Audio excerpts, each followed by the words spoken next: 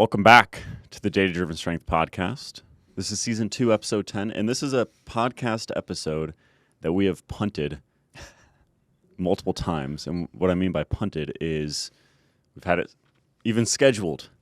We've had many outlines written, and today is the day that we're finally going to kind of finish the job, if you will, on the fourth of 4 effects from our not even recently at this point, pre-printed meta-regressions on the effects of volume and frequency on hypertrophy and strength. So if you're a new listener, you might be interested in looking back at those. So look back on the YouTube channel, look back on Spotify or your podcast player of choice. Go check out those other full-length episodes where we go through the effects of volume on hypertrophy, the effects of frequency on hypertrophy, the effects of frequency on strength, and now finally today we're going to discuss the effects of volume on strength. And I'm here with my colleague Zach Robinson, Dr. Zach Robinson, and Zach, I'll let you maybe give a little bit of background or context as to why we kind of held this one off for last, even though it wasn't one we necessarily expected to be discussed as much as it has been up to this point. Yeah, 100%. I think the reality of it is the way that the projects and just science in general kind of populates on social media and the conversations that stem from those pieces of work are entirely unpredictable. I think that's the number one thing that we've learned in terms of the arguments that take hold, the things that people, maybe agree with the conclusions of the project and where people maybe have different points of view. I think that's always something that is an exercise in humility when you do these kind of things, because people just tend to take things differently than you may expect for good and bad reasons. And I think when we were kind of, first lining up the outlines for this podcast, that's when some really big discussions on the overlap and the interplay between volume hypertrophy and volume and strength started. So what became an extremely straightforward podcast where we were just going to discuss the primary results of the strength findings, which we have a lot to say about, and everyone in the comments that has been yearning for strength content from Data-Driven Strength, we will finally get to this in a good amount of depth. We're also going to cover hypertrophy, folks, of course, too. Yeah. Don't worry. Yeah, so if you're a hypertrophy focused person, I think this one will actually be quite relevant for a lot of reasons. Yeah. It's relevant for both. It's relevant for both, which is exciting. The people that are itching for strength, this is your episode. Yeah, right? Yeah. We gotta give some more load to the strength side of things. So I think that kind of line of argumentation and kind of that line of thinking, like I said, transformed what seemingly was a very straightforward podcast just to discuss the primary results, very similar to the other episodes, has changed it quite a bit. And I think now there are just, as you mentioned, multiple lines of kind of crossover between the hypertrophy and strength results that deserve discussion, can be confusing for the average person and probably leads to some pretty unintuitive things just from a data perspective that, as always, as we've learned throughout this process, data can be very deceiving. I have a very cool infographic that I think is coming up in the slides here that I made one day that I thought was quite interesting to kind of reflect on the spirit of my PhD and all the times I was wrong. And I think that is something that's similar today. Data can be deceiving. When something seems extremely straightforward, sometimes it's not. And I think to some degree that's the case today as well. Yeah, totally. So in terms of what you can expect, again, if you are science interested and you're interested in strength, get the retention back up. Retention's tanking. And you're interested in strength and or hypertrophy, I hope this is a must watch, a must listen. If you're not already subscribed on YouTube or Spotify, go there and you can see some nice visuals as we go. If you're listening on an Apple podcast or some other podcast player, you should do just fine, but there will be some visuals basically the entire time throughout this. So just a heads up there. And if you're not already following or subscribed, please do so. It very much helps us out. And a little bit more detail about what you can expect is we're, of course, going to present the results, and we're also going to address some ongoing discussions. So someone that's kind of keyed in on this area right now will be familiar with the overarching question of how in the world can the dose-response relationship between volume and hypertrophy be different fundamentally, potentially, than the dose-response relationship between volume and strength. We're gonna address that and some other potential blind spots that we think the community at large has had. Another thing I want to say on the front end is I hope it comes across not only in this episode but in previous episodes that we very much value not taking sides. And by looking at comments and also like coaching inquiries in terms of people being like why they're interested in working with us or something like that, is we've had people claim that we're on both sides at different times. So in other words, some people are like, oh, you published a meta-regression demonstrating that higher volumes, are generally better for hypertrophy. So you guys are high volume people. But then you might have watched some of our content where we discuss limitations and practical considerations and all that good stuff. And then we've also had people say like, oh, you guys are clearly on the low volume side of the fence. Ultimately, that's not our goal, is to take sides, especially when we're representing like our work. So our goal is to represent the data we have as objectively and as transparently as possible. And that's key. At the same time, we're going to give our practical take on things, and we're going to aim to be very clear when that's the case. So again, I just that's probably going to come up multiple times. That is our goal, is to represent the data we have as objectively and transparently as possible.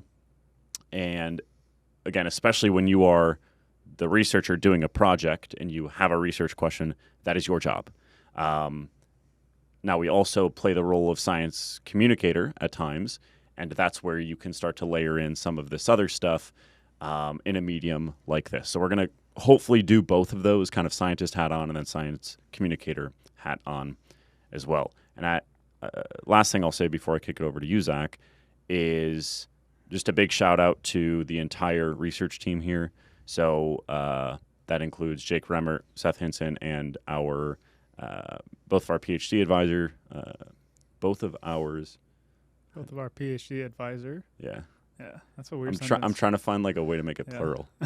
Dr. Mike Zordos. So shout out to everyone. Everyone played a big part in this, and couldn't have done it without them. Okay, anything to add in terms of an intro here before we get into kind of some background context on the topic? Let's do it. Cool. So as we set the stage here, let's kind of take a step back, and I'll put myself in the lecture halls of the great Ohio State University when we're the infamous. Not infamous. The world famous Buckeyes. The world famous Buckeyes. Sitting in the lecture hall, learning about periodization theory, things like that. What are kind of like the historical narratives of this topic? So the figure you see on the left here is basically if you go back decades to the OG strength conditioning textbooks, this is what you'll see, is basically as you progress throughout a macro cycle, you're going to go from higher volume periods to lower volume periods, and generally you see that intensity, which who knows what that actually means, but generally speaking, they're probably talking about percentage of 1 rep max, that increases.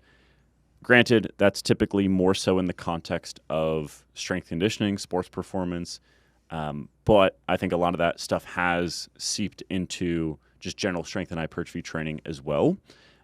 So that is kind of the background context, is a lot of people would view low volume training as the right approach for strength and power sort of adaptations, and less so for hypertrophy adaptations. Of course, our goal here is to say, what does the data actually say about that? Zach, do you want to talk a little bit about some other programs we might have seen? Yeah, the kind of one of the interesting things about putting both these things on the screen, I think, is just kind of comparing and contrasting them. So as you mentioned, the figure on the left is kind of just describing traditional periodization theory, but initially although some of the periodization stuff kind of came from weightlifting, a lot of it was, like you said, applied from strength conditioning, field sports, team sports, directly into strength. Yep. And so I think that's where some of these crossover narratives kind of came from, which may not have been entirely applicable to the event that they were actually training with. And the reason I bring that up is just kind of comparing and contrasting it with some extremely different approaches to strength. And that's where kind of the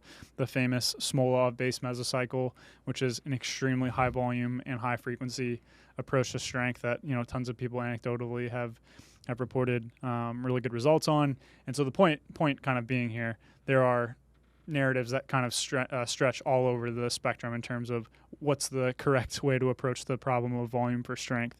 And I think there's some good reasons for that, but in general, you can find anecdotes kind of all over the spectrum, which I think is just interesting when kind of looking at this historically. Yeah. I always like to think about myself in undergrad, kind of learning about these things for the first time.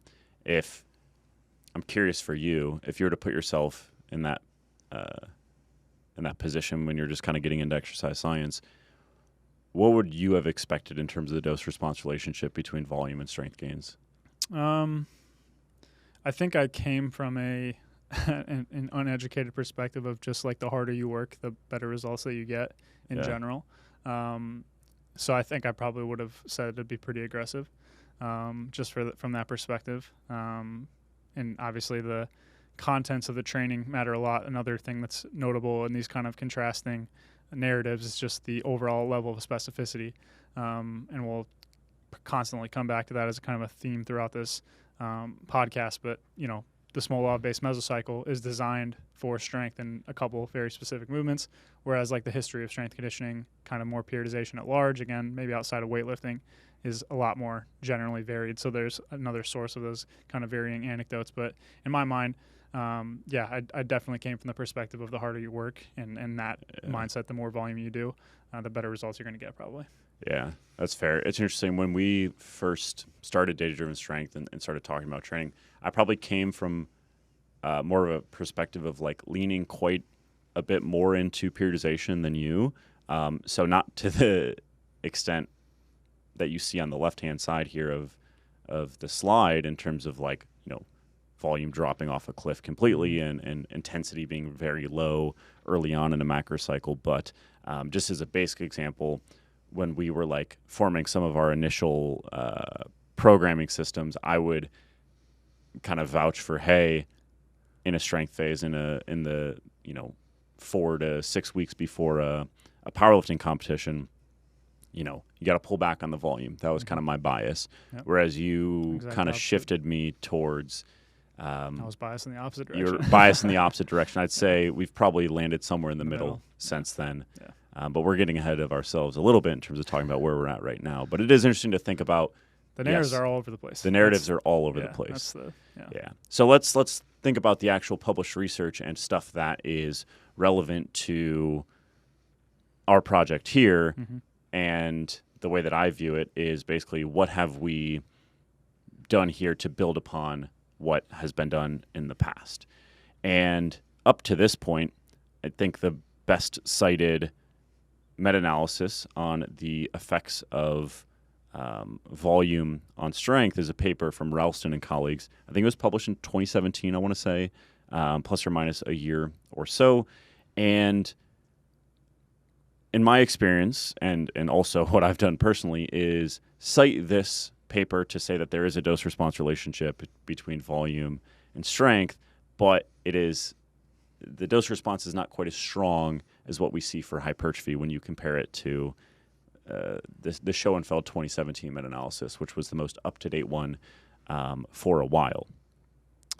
Ultimately, this paper does demonstrate that higher volumes seem to lead to greater strength gains, and you can see that on the forest plot there on the left-hand side. You can see that when you pool the effects, it favors HWS, which stands for high weekly sets, compared to LWS, which is low weekly sets.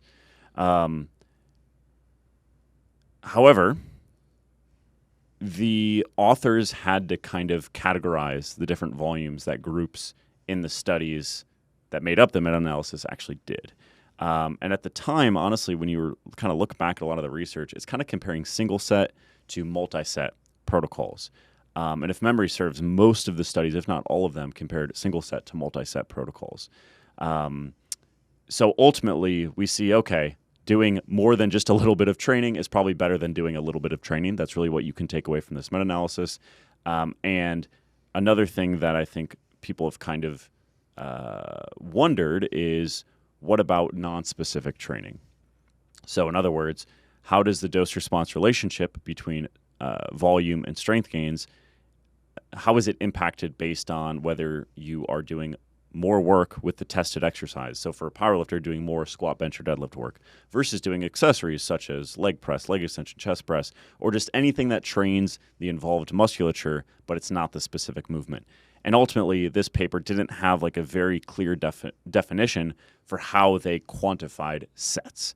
So we wanted to build on this great piece of work and say, okay, we have a lot more research, and we also want to look at this in a continuous fashion, because just comparing low to high or low to medium or medium to high might not give you the detail you want as a practitioner or as an athlete in terms of what happens when I go from 2 to 10 sets on average. What happens when I go from 10 to 20 sets on average? Those are the sorts of questions we can start to answer now that we have more data in the area in general. The last thing I'll say is that while this Ralston paper was kind of the most up-to-date meta-analysis for the effects of volume on strength, I think a lot of people just took the 10 to 20 sets per week recommendation that was, I would say, roughly derived from the Schoenfeld 2017 meta-analysis on volume and hypertrophy, and just kind of assumed it also applied to strength. There's a reason why when we're interested in hypertrophy outcomes, we look at studies that measure hypertrophy, and when we want to look at strength outcomes, we look at studies that measure strength outcomes. So just to note there, if you are thinking about, oh, I heard 10 to 20 sets per muscle group per week for strength, that's honestly probably coming from hypertrophy research. So I just wanted to call that out as well. Zach, anything to add about most recent data and kind of setting the stage here before we get into our specific methods? Honestly, not really, but I think, like you said, the Ralston meta-analysis, and we're putting our hands up here, I think that's probably one of the most miscited pieces of research in terms of the level of support that it probably provides for a point. Yeah. I think not necessarily the limitations, but just the scope of that project, I don't think is often taken as people don't scrutinize it as much as maybe it really deserves in terms of the categorical comparisons you're talking about, often being single versus multi-set protocols, and kind of like you said, kind of pushing that in the direction of strength kind of trends in the same way as hypertrophy, when I don't really know if the data are the same level of strength to make that claim, right? And I've definitely kind of probably cited this without thinking about it too critically in that. And I think this project has been a good opportunity to dig into that a little bit more and kind of really sit on that historical narrative and realize that the hypothesis that strength has a really strong relationship, I don't know if it was necessarily well-founded. Yeah, I think there were a lot of assumptions made and some conflations with different outcomes. Yeah. To give us some credit, though, I remember maybe 2021, we had a podcast about, I think it was titled, "Is 10 to 20 sets per week a good recommendation for strength?" Yeah. And I mean, we didn't do any formal analyses for that, but we were kind of saying hey, we're kind of making the points we are right now. Yeah, sure. But definitely before then, probably put too much stock in the meta-analyses we had at the time. I always think about you're thinking about a couple of years after we got our heads on straight a little bit. I think about the blogs that never got published. Those are the things that keep me up at night in terms of the citations we made and stuff. So yeah, no, you're right. Yeah. Okay, so let's move into what we actually did in terms of our meta-analysis. So we're gonna dive into here. So we're going to spare you guys a lot of details today, so I'll start by saying you're welcome. But for those that are very interested, you can check out our other episodes. Again, go to the full-length episodes, not the clips on YouTube, to dive in and really understand the thinking behind meta-regression and ultimately what we're doing here. But we'll we'll still go over the methods a bit, but we'll keep it brief. So the first thing I want to point out is, for the first time to my knowledge, we looked at the dose-response relationship between volume and strength, and we actually distinguished between direct training and indirect training. And that was ultimately to create 3 different volume quantification methods. The first is total, the second is fractional, and the third is direct. So let's walk through each one of those. So total sets include any training that is specific to the measurement, and it equally weights, it equally counts training that trains the musculature of the tested exercise, but isn't the tested exercise. So a basic example is if you're doing 5 sets per week of back squat training and 5 sets per week of leg extension training, and you're testing back squat strength, that would be a total volume of 10. Okay? The next volume quantification method we had was fractional, and that would take, in that example, the leg extension, so the indirect exercise, and that would count it as half of a set. So in our example, that would be 5 sets for back squat plus only 2.5 sets for leg extension, because we're counting each of those 5 sets as basically half of a set. And then lastly, we have direct volume, and that would basically just ignore the leg extensions in our example. Okay? So again, indirect sets were basically any training that were likely to meaningfully train the muscles involved in the strength assessment, and that would include the primary force generator, so most likely the quads and the squat, but also synergists. So that would include any sort of glute training for squats, if that's the strength assessment. And again, I think we're the first to do this. Is this a wholly objective sort of way of counting volume? Yes and no. Yes, because we only, like, you had to train the exact exercise for it to be a direct set, but the indirect sets, there is a little bit of judgment calls that have to be that have to occur there. So as you can see on the screen right now, we have some examples of what indirect exercises were. If you look at the bottom of that image, you can see for bench press, there are a ton of indirect exercises that were included throughout our data extraction. Things like close grip bench, things like machine chest press, things like tricep extension, things like pec fly, things like barbell shoulder front raise. So basically anything that trained the delts, the chest, and or the triceps would be an indirect exercise. I could easily see someone making the argument that a close grip bench should have just been counted as a direct set. But these were all decisions that have pros and cons, and we decided to do it. We decided to basically say, hey, it has to be the exact exercise that was tested. The rest would be in direct volume. The next thing to discuss is the inclusion criteria. And I don't have a visual for this one, but it is important when you are looking at results, as we'll get to think about where those results come from, right? So in this case, it had to be any dynamic resistance training intervention.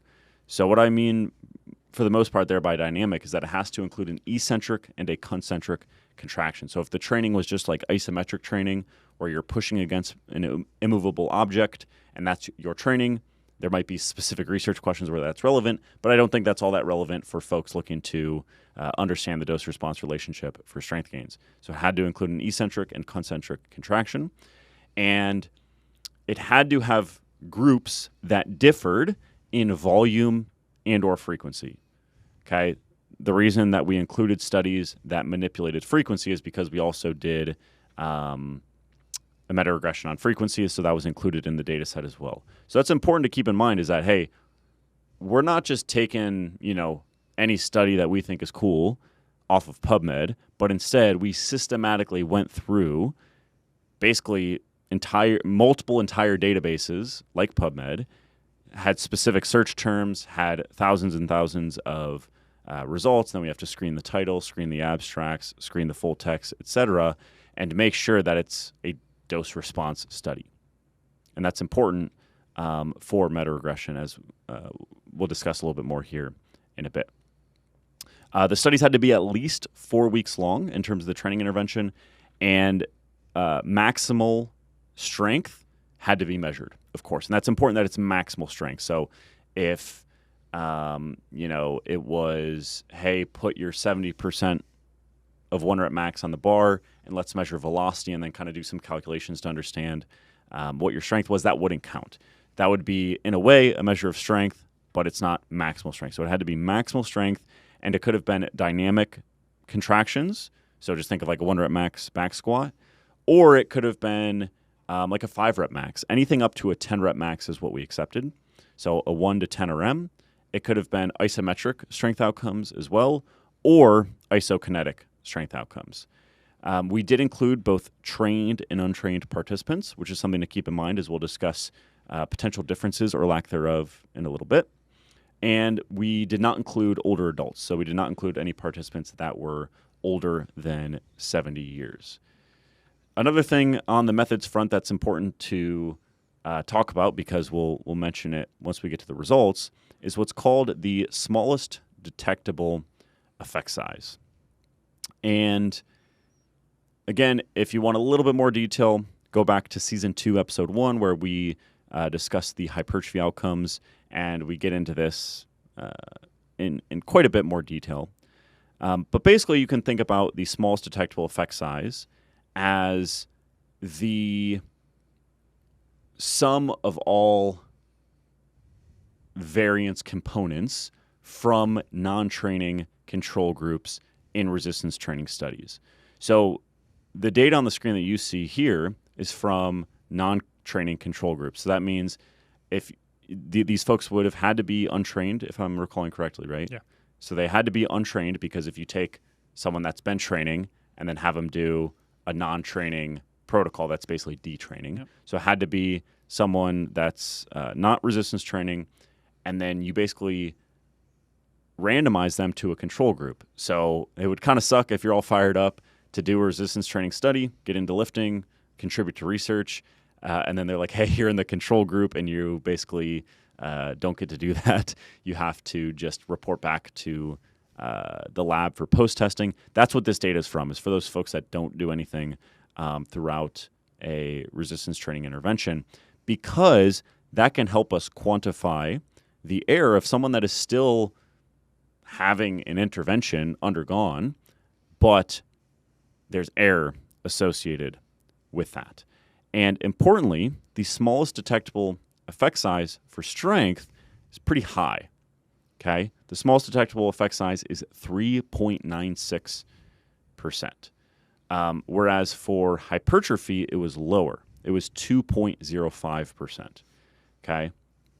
And that makes sense, because if you do a pre-test and a post-test strength assessment, when you do the post-test, you're going to have some familiarity, and there might have even been some strength gain from just doing the test itself. Whereas if you go into a lab and you lay on a massage table and get muscle thickness assessed with ultrasound, not a whole lot of learning is going on there. Not a whole lot of stimulation is going on there in terms of any sort of training effect. Zach, do you want to add any color about the smallest detectable effect size, or anything to point out in the figure here? No, I don't think so. I think for the most part you nailed it. It's ultimately just when you undergo any type of statistical analysis, you kind of have two questions that you're posed with: is, quote unquote, is the effect real, and then is the effect meaningful? And typically speaking, it's hard for any individual to come up with a quote unquote source of meaningfulness that is objective or applies to the reader in any assured way. So what we decided was like, hey, we know that there are multiple sources of within participant variation that control groups can give us some insight into. You mentioned a couple: measurement error, biological variability, and then just sampling variance between studies. All of those are going to give us some sort of within participant variation, completely absent any training intervention. So we're essentially saying, on the individual level, if we know some of this variation exists that would obscure your ability to kind of detect what's going on, it probably wants to exceed that sort of a difference for us to be confident that the effect is quote unquote meaningful for you. Now, as we'll discuss later, this is to some degree not arbitrary, but it's a choice that you could not agree with, and you could have some other threshold that you determine to be meaningful. But we thought this is a helpful step to help contextualize the results further.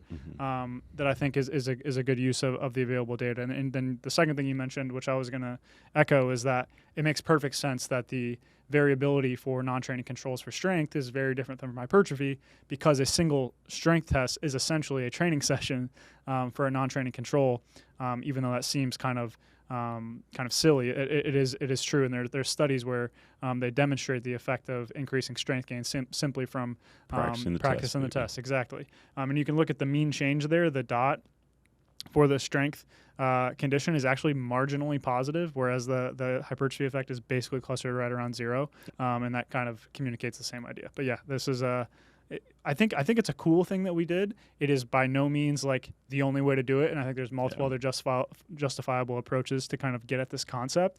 But I do think it's a very important demonstration of the fact that something can have a real effect, but not necessarily be a meaningful effect. But that is a subjective criteria that we just tried to do our best to give something to further contextualize the results. The only thing I'd add is maybe we should use the word detectable instead of meaningful.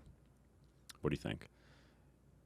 Yeah, I guess to me the reason it's like there's gray area there. The reason detectable to me is the reason we said detectable was because that's more so what a control group is kind of telling you is that it's saying, hey, on the participant level, so the individual, not necessarily the level of the group. The whole reason we do research on groups is because we have a better ability to detect effects.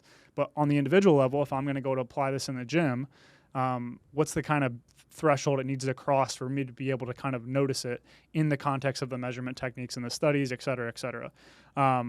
That's detectability. But meaningfulness is entirely subjective. But if it's not detectable, you could argue that that's kind of a lower bound of being meaningful. And that's kind of the rationale that we used, because often in people in kind of the optimization sphere of exercise science, they're going to say, I care about small effects, I care about anything, which is fine.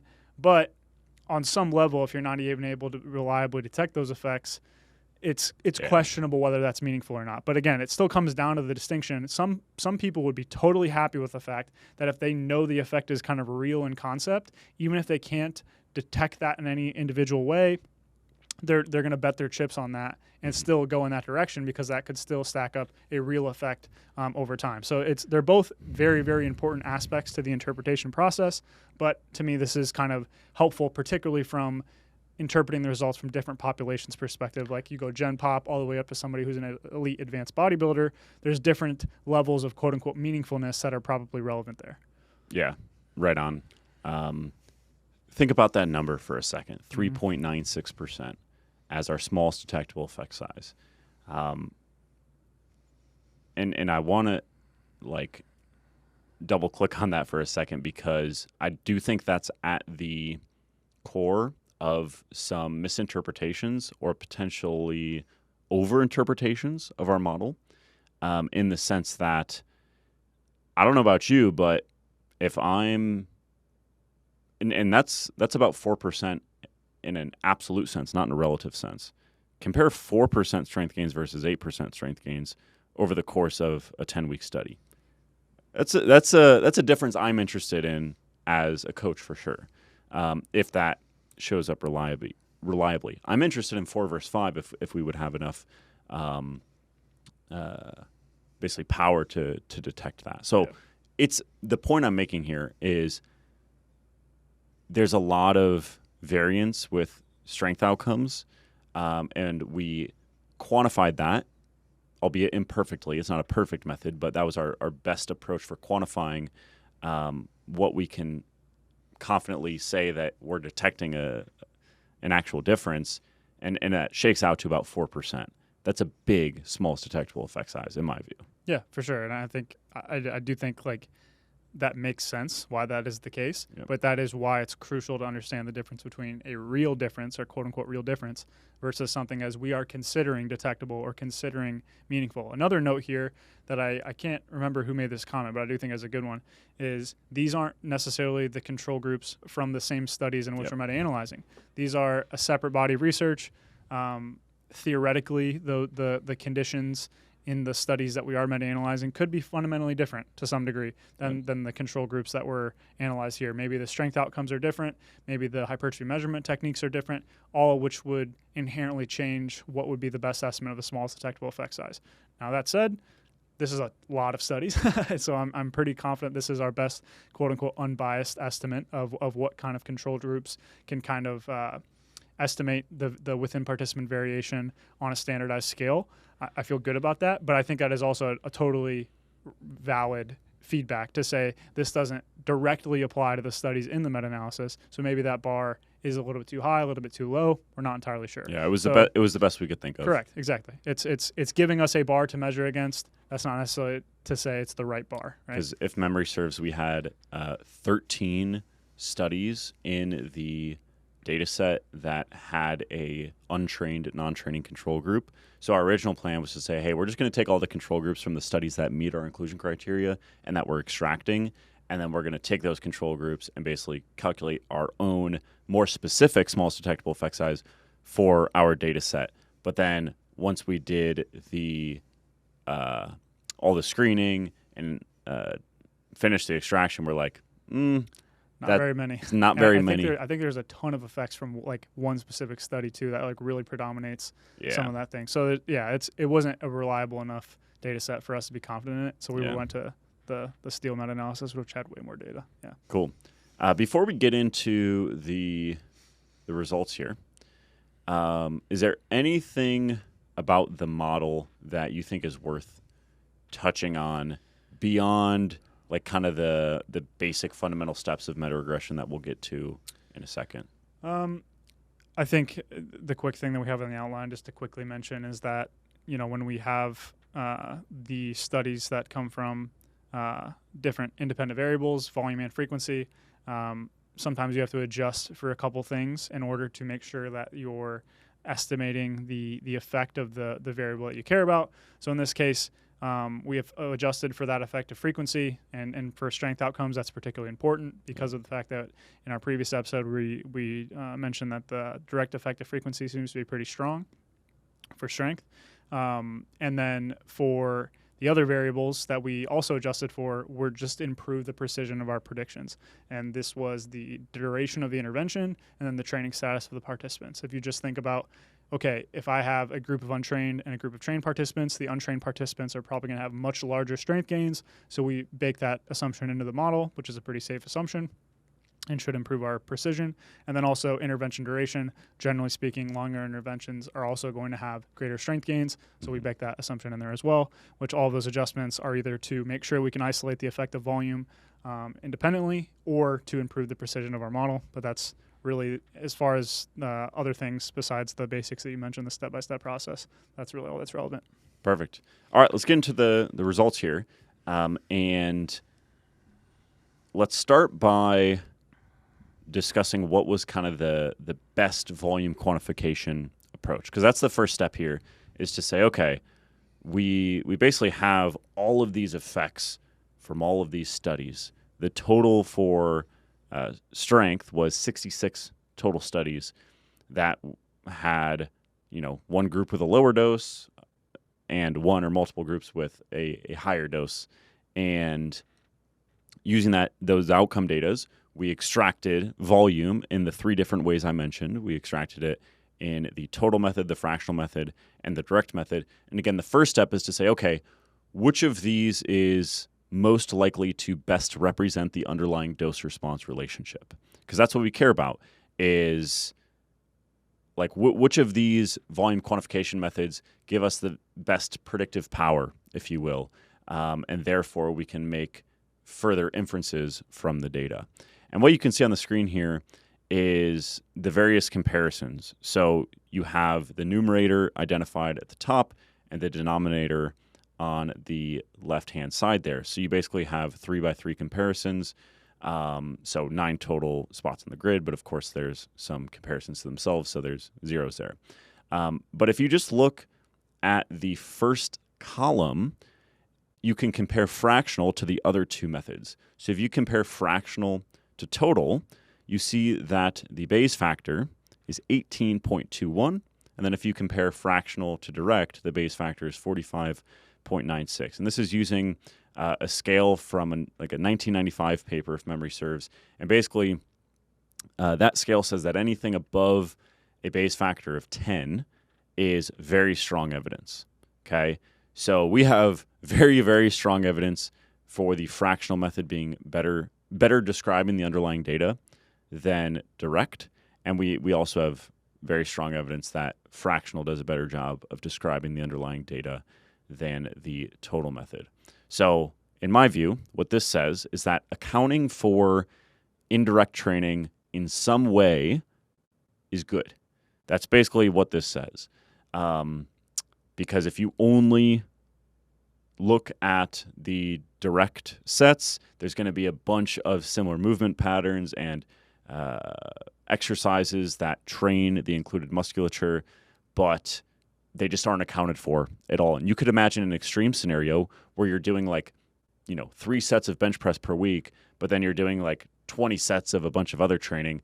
If you're just doing the direct method, you're going to lose out on that entirely.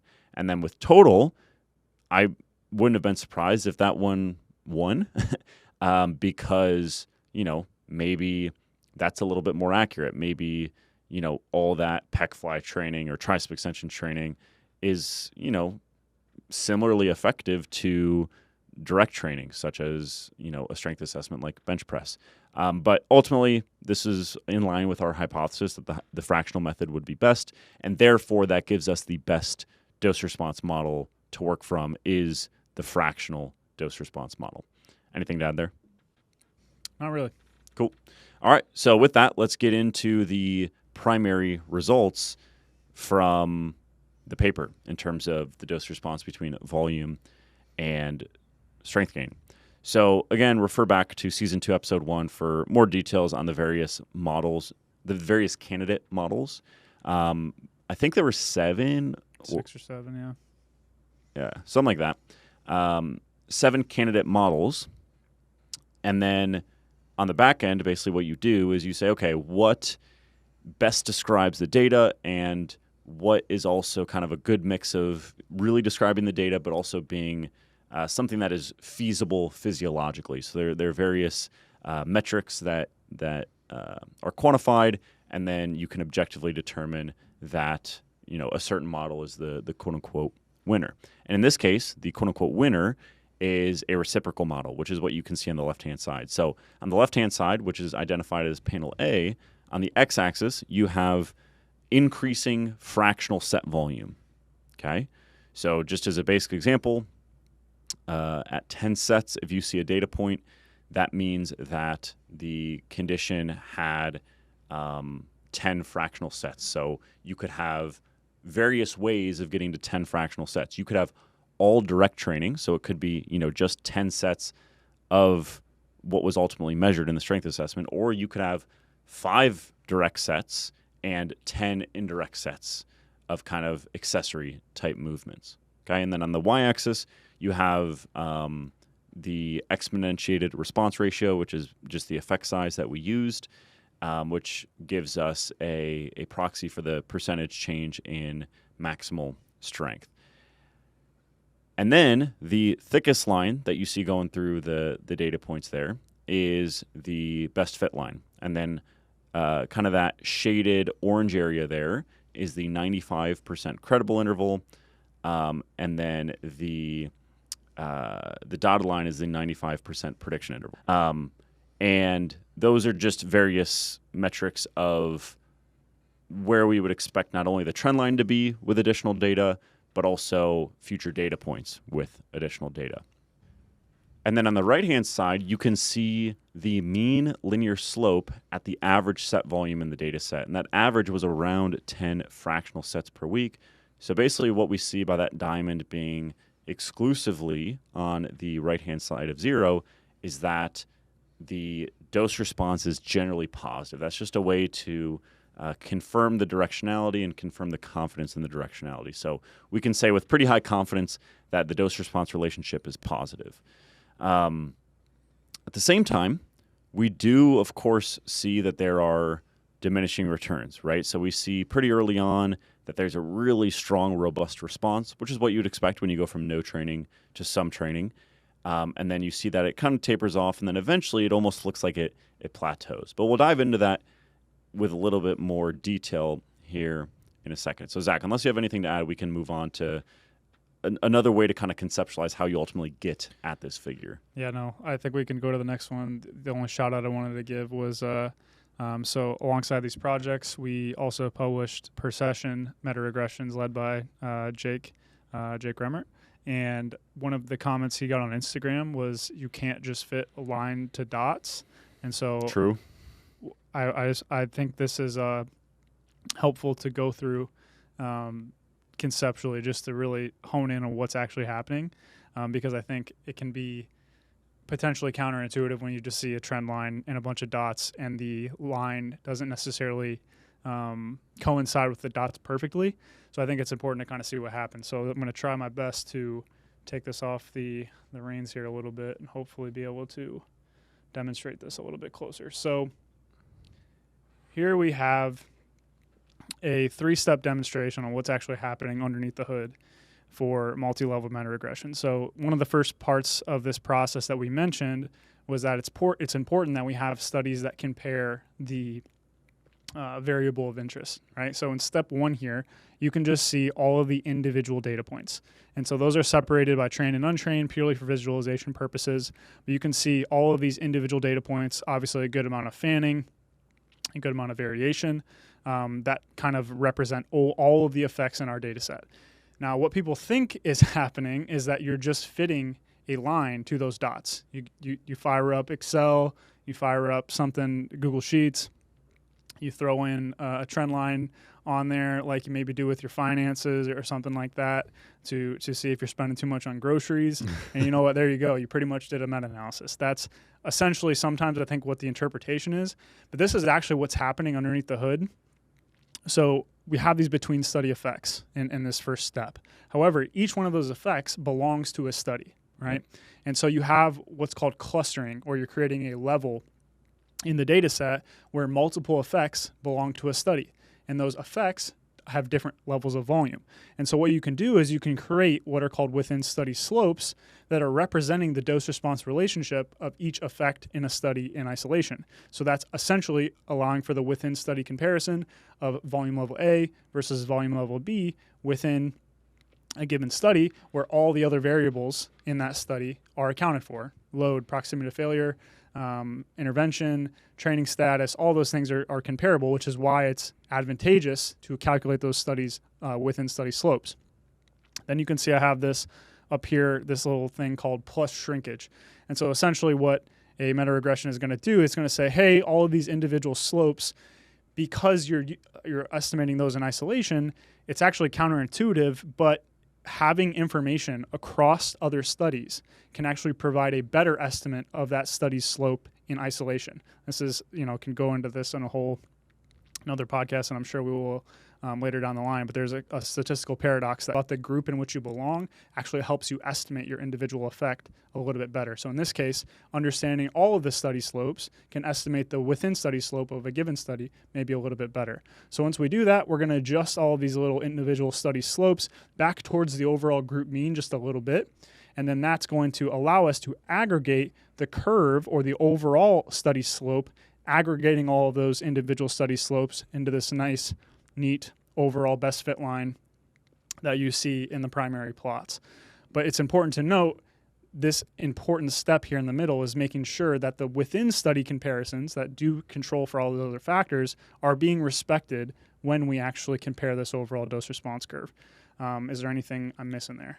I vouch for having this make it into the podcast. There's a lot of things that didn't make it into the podcast, but this is something that these within study slopes I just think is so helpful to see, because you can look at any single within study slope, and if that's all you're looking at, it tells a totally different story. Yep. And there's a lot of potential reasons why the within study slopes can differ so much.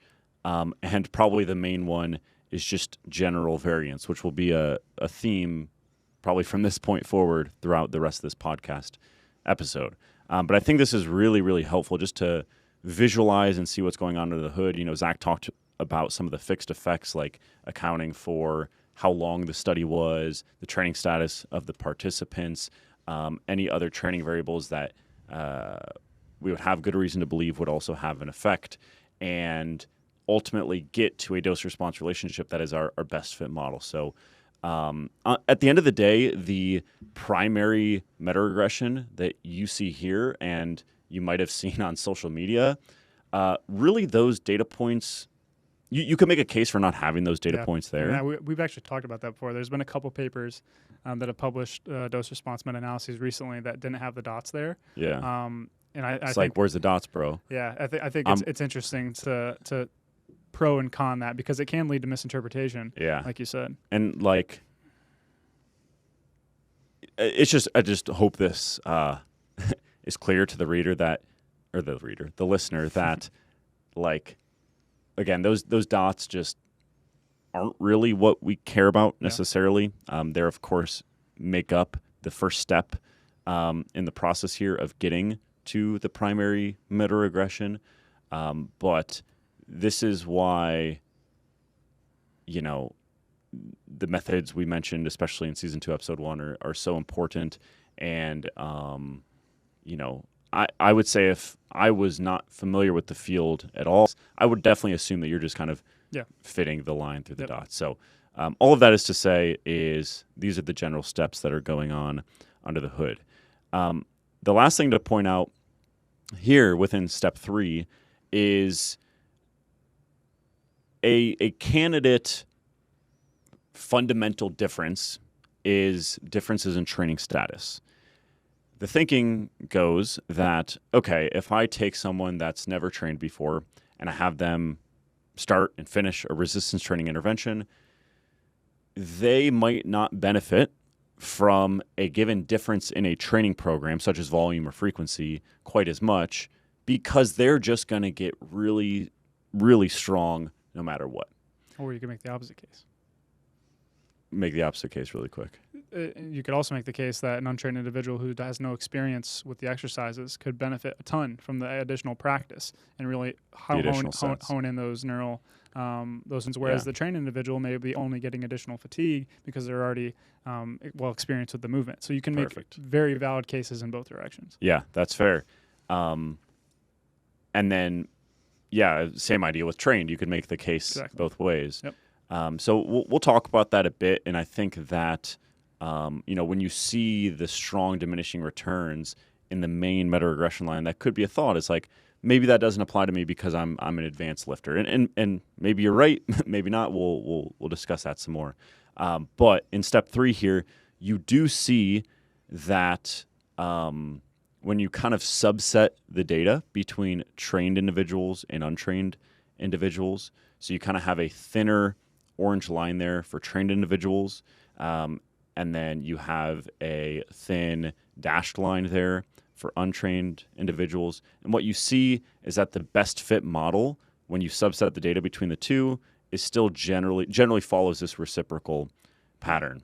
And to be clear, those lines aren't actually representative of like what would happen if you actually fit the data appropriately in each one of those subsets, but they're simply, we have done that, and that follows basically the same reciprocal pattern. Yep. But those are just to demonstrate the point that they all kind of trend in the same direction, and just demonstrating that. Just as a basic example, if you look at the line for trained individuals here, and like Zach said, this isn't necessarily a reciprocal model. That is just fitting the lines to the dots, but it's just for visualization purposes. Yeah, just for visualization purposes. So that's why I said reciprocal pattern, and you said reciprocal pattern as well. Yep. And like Zach said, there's a lot of things that didn't make it into the visuals here. Hundreds of discussions. We'll put a pin in that. But just as an interesting thing here is, like, we discussed at the very beginning of the podcast, the Ralston paper, where it subsetted the data between less than 5 sets and greater than 5 sets. Yep. Another method that's been used is like less than 10 sets or more than 10 sets.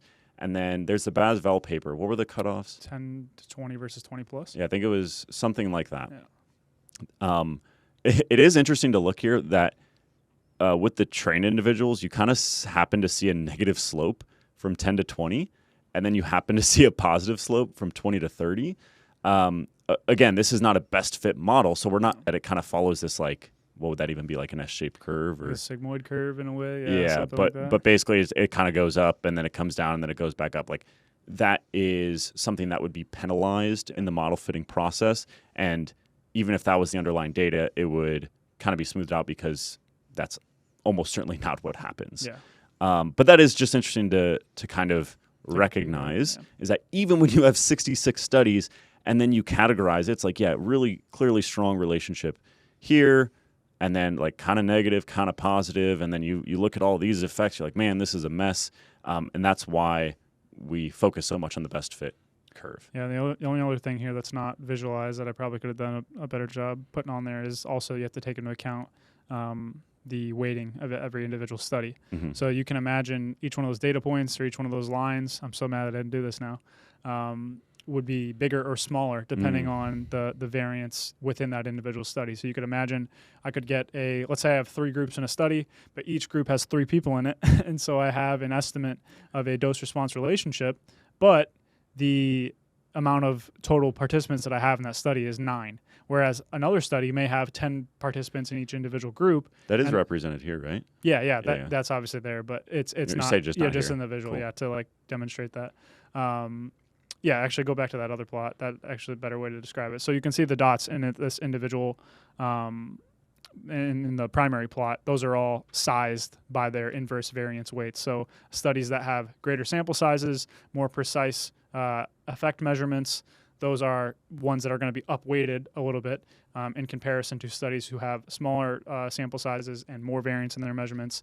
Those will be downweighted. So that's just another component to this equation that if you just plot the data in Excel, there's so many different areas and places where your eyes can kind of play tricks on you depending on the clustering of the data, the within study effects, the weighting of those individual effects, and then like you said, Josh, just the overall aggregate process of, okay, let's take all that together and see what actually makes the most sense from the balance of complexity and also simplicity.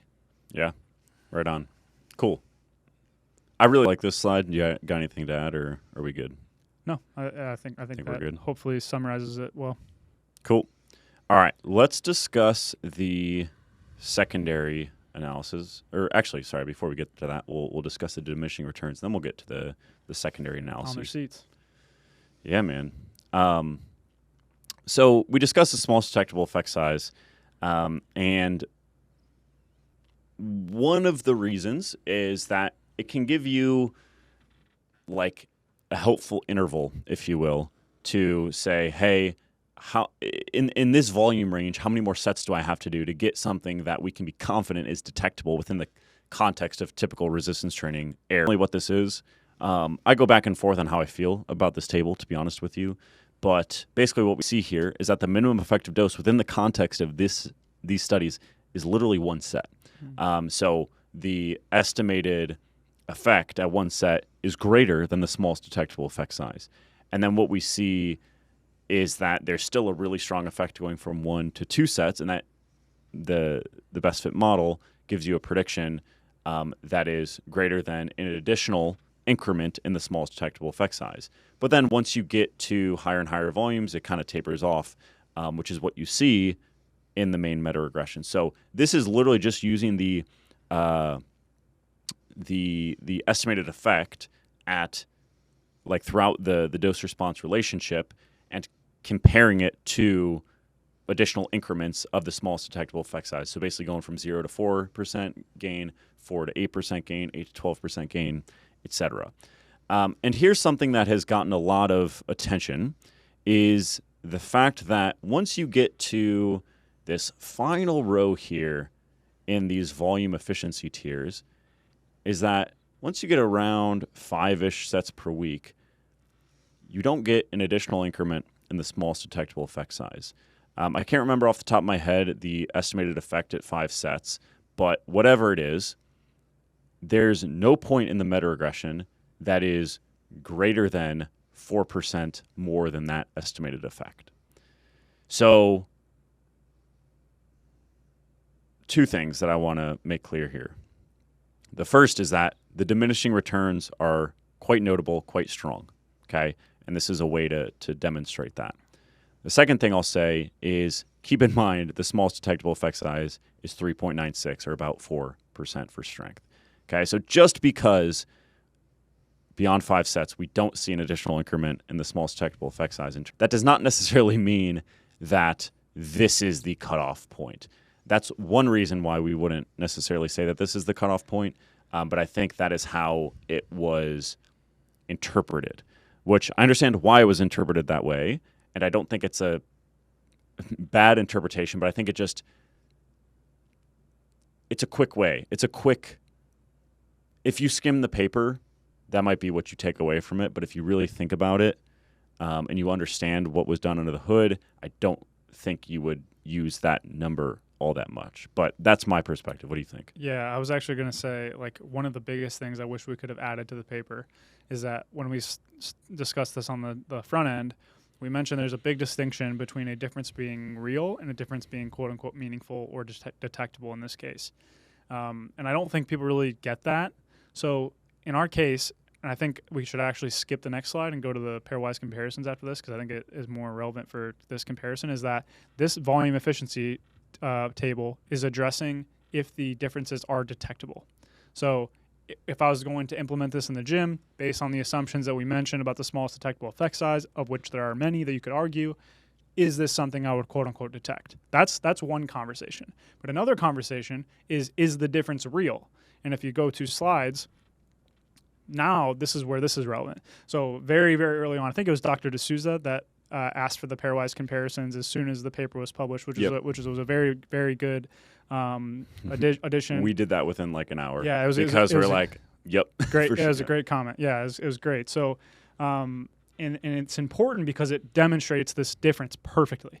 So on the left here, this is basically the same information contained in the diminishing returns table, just slightly plotted in a different way. To explain kind of what you're looking at here is on the x-axis, we have the low number of sets in a comparison. So we're comparing set volume A to set volume B.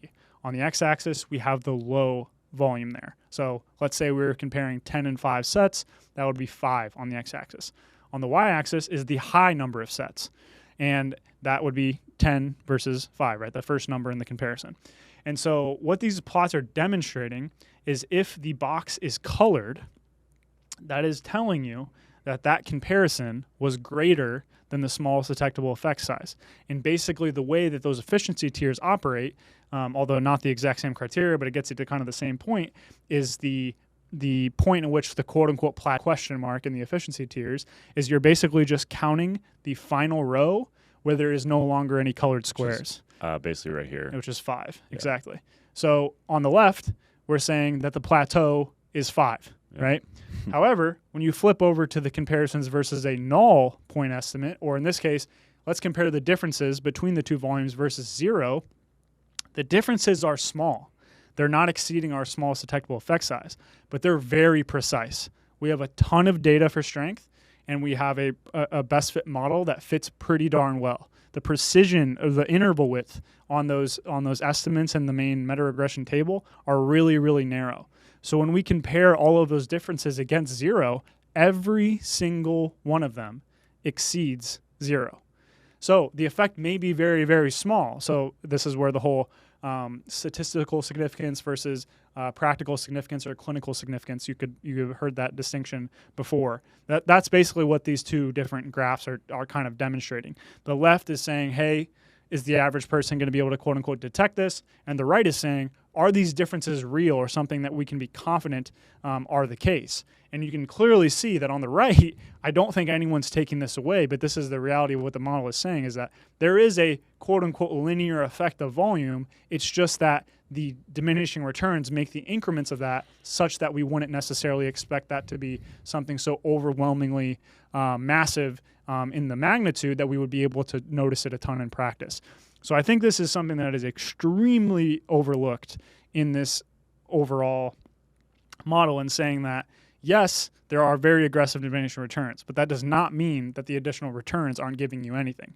Yeah. We're pretty confident they are giving you something. It's just relatively small, and the diminishing returns are relatively large. Yeah, and we can't say with a ton of confidence that in the context of just the fog of war that comes with research, that it's truly happening. But it's just basically what we're saying is that fog of war is quite foggy. Yeah. There's quite a bit going on, and that's why we just hopefully made it relatively convincing that using 5 as a practical cutoff is, I don't think, the best for a lot move. of reasons. For a lot of reasons. But this is the first one. This is the first one. Is just fundamentally, and don't get me wrong, like researcher hat on, looking at the control data from Steele, I feel good about our methods there. Like, like I do think from a scientist perspective, I can't say that above about 5 sets per week, like it's not giving you a lot. It's not giving you a lot. It's basically but I again, going back to a theme that we're going to continue to mention, is just the difference between the scientist job of basically representing the data as objectively and transparently as possible versus science communicator hat on. How do we apply this? What are the various limitations, et cetera? So with that, I think we can move to the secondary results here. This is basically just another way to do a meta-regression that's almost certainly not as good. But there are some perspectives that might lead folks in that direction. Honestly, I don't think there's that many, but it's just a different way to do a meta-analysis, basically. Even for just sake of familiarity, I think for somebody that maybe is a little bit less familiar with, hey, we're just some biased researchers drawing some random line to the dots, a forest plot or something like that maybe is something that somebody's a little bit more familiar with. Yeah, so we could start with the forest plot, and then we can talk about the pairwise meta-regression on the left-hand side here.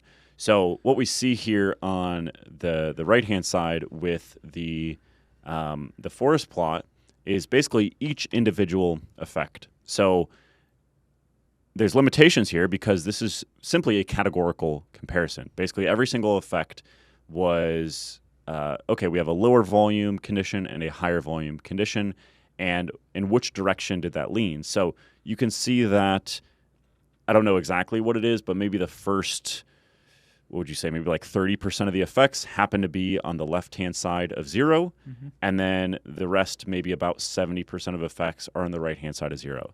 So basically that would mean that about 70% of the effects favored the higher volume condition, and about 30% favored the lower volume condition, okay?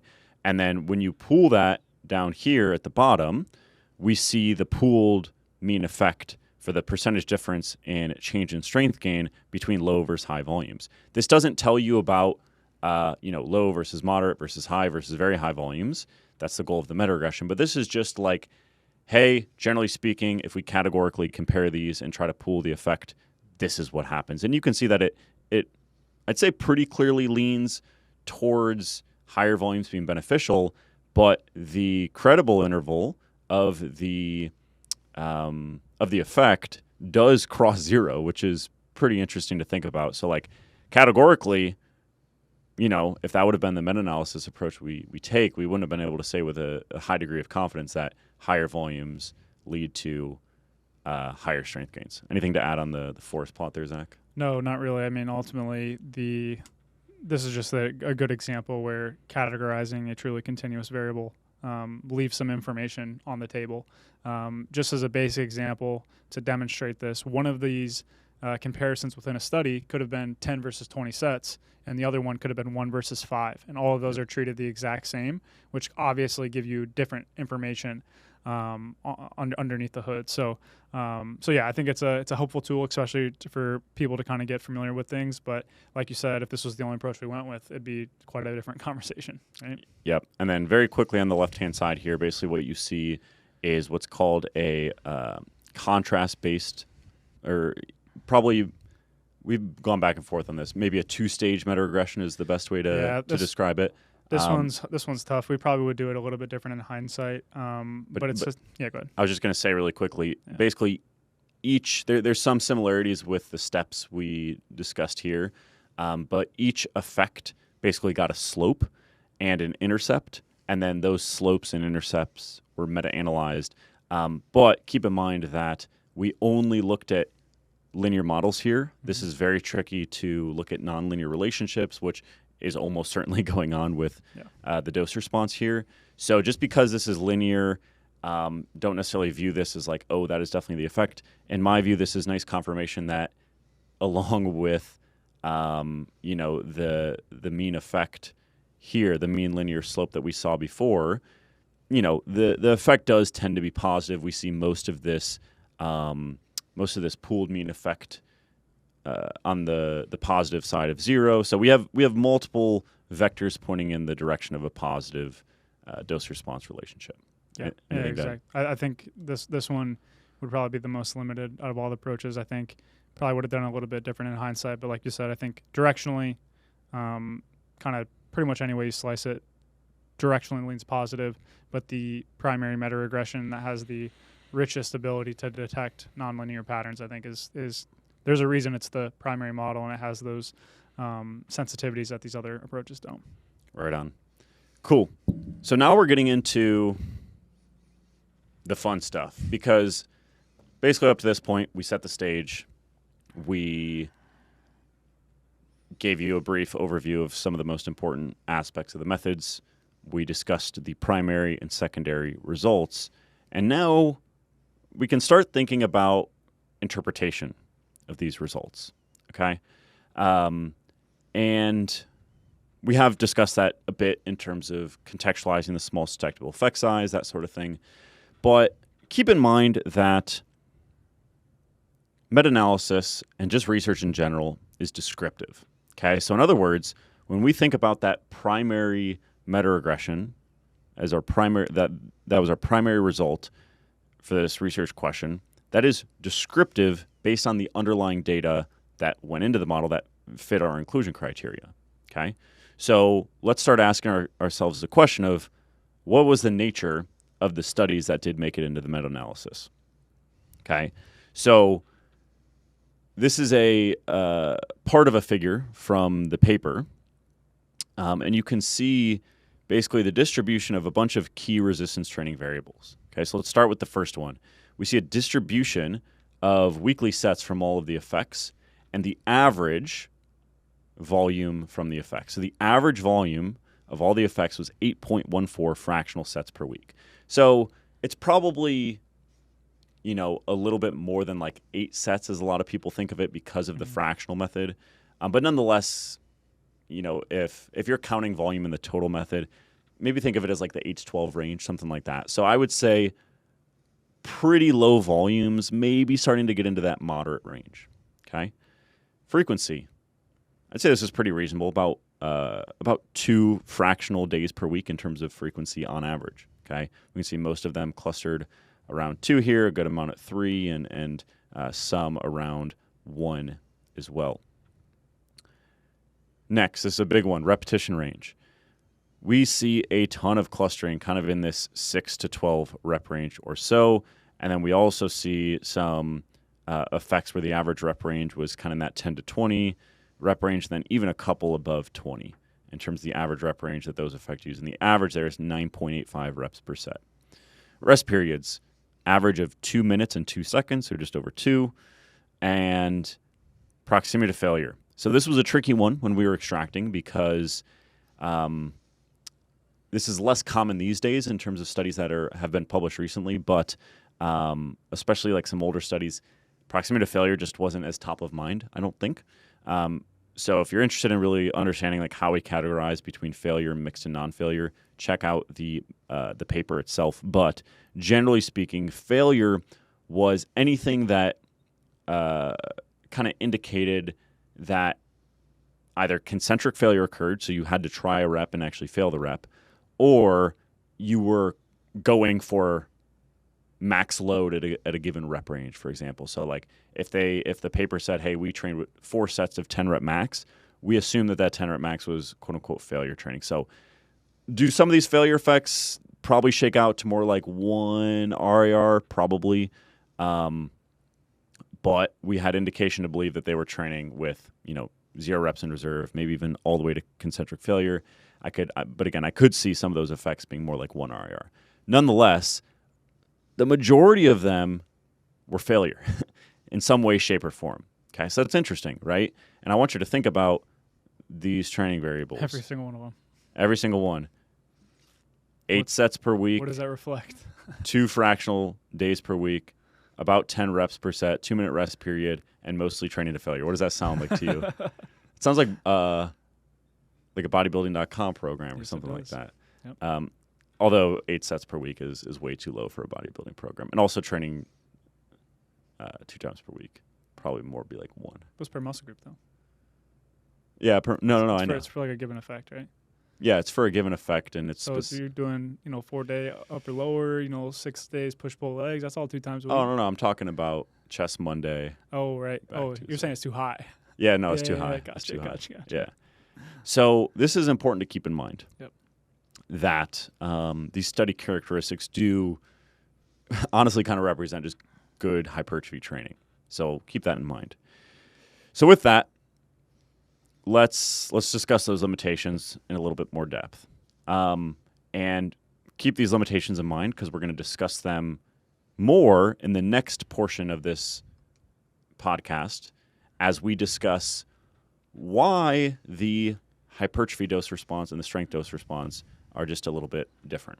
So the first limitation to point out is the intervention duration. Okay, the average intervention was just over 10 weeks. I think it was 10.4 weeks on average. Let's pause on that one. Why might that matter specifically for strength? I'll see if you want to start.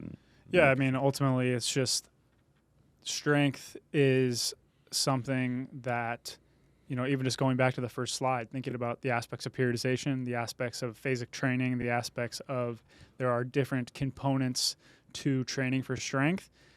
When you say that the studies are on average 10 weeks, and I think that it might be slightly upwardly biased depending on the distribution, I bet it's somewhere closer to like the mode might be like 8, if I recall. The median, I don't know if I have that top of mind, but yeah, I think a little bit lower. A little bit lower. So, if you hear an 8 to 10 week period, what does that immediately make you think of? It makes you think of a 8-week powerlifting program you're going to download off the internet to get you ready to test your strength in 8 weeks.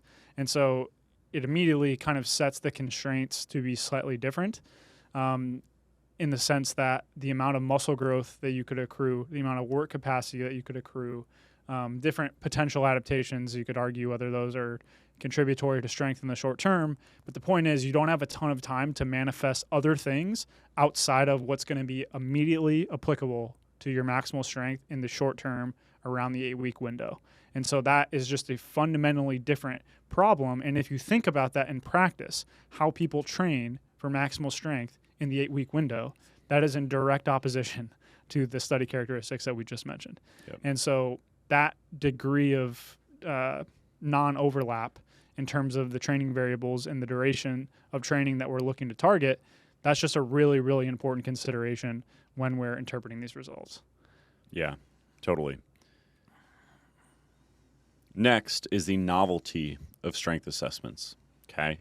So a decent bit of the effects were from untrained individuals.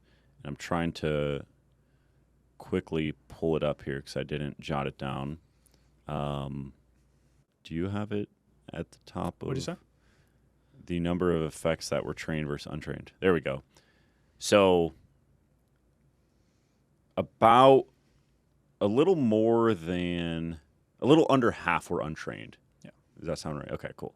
So a little under half were untrained individuals. That's an interesting math problem. Also, for the studies that included trained participants, a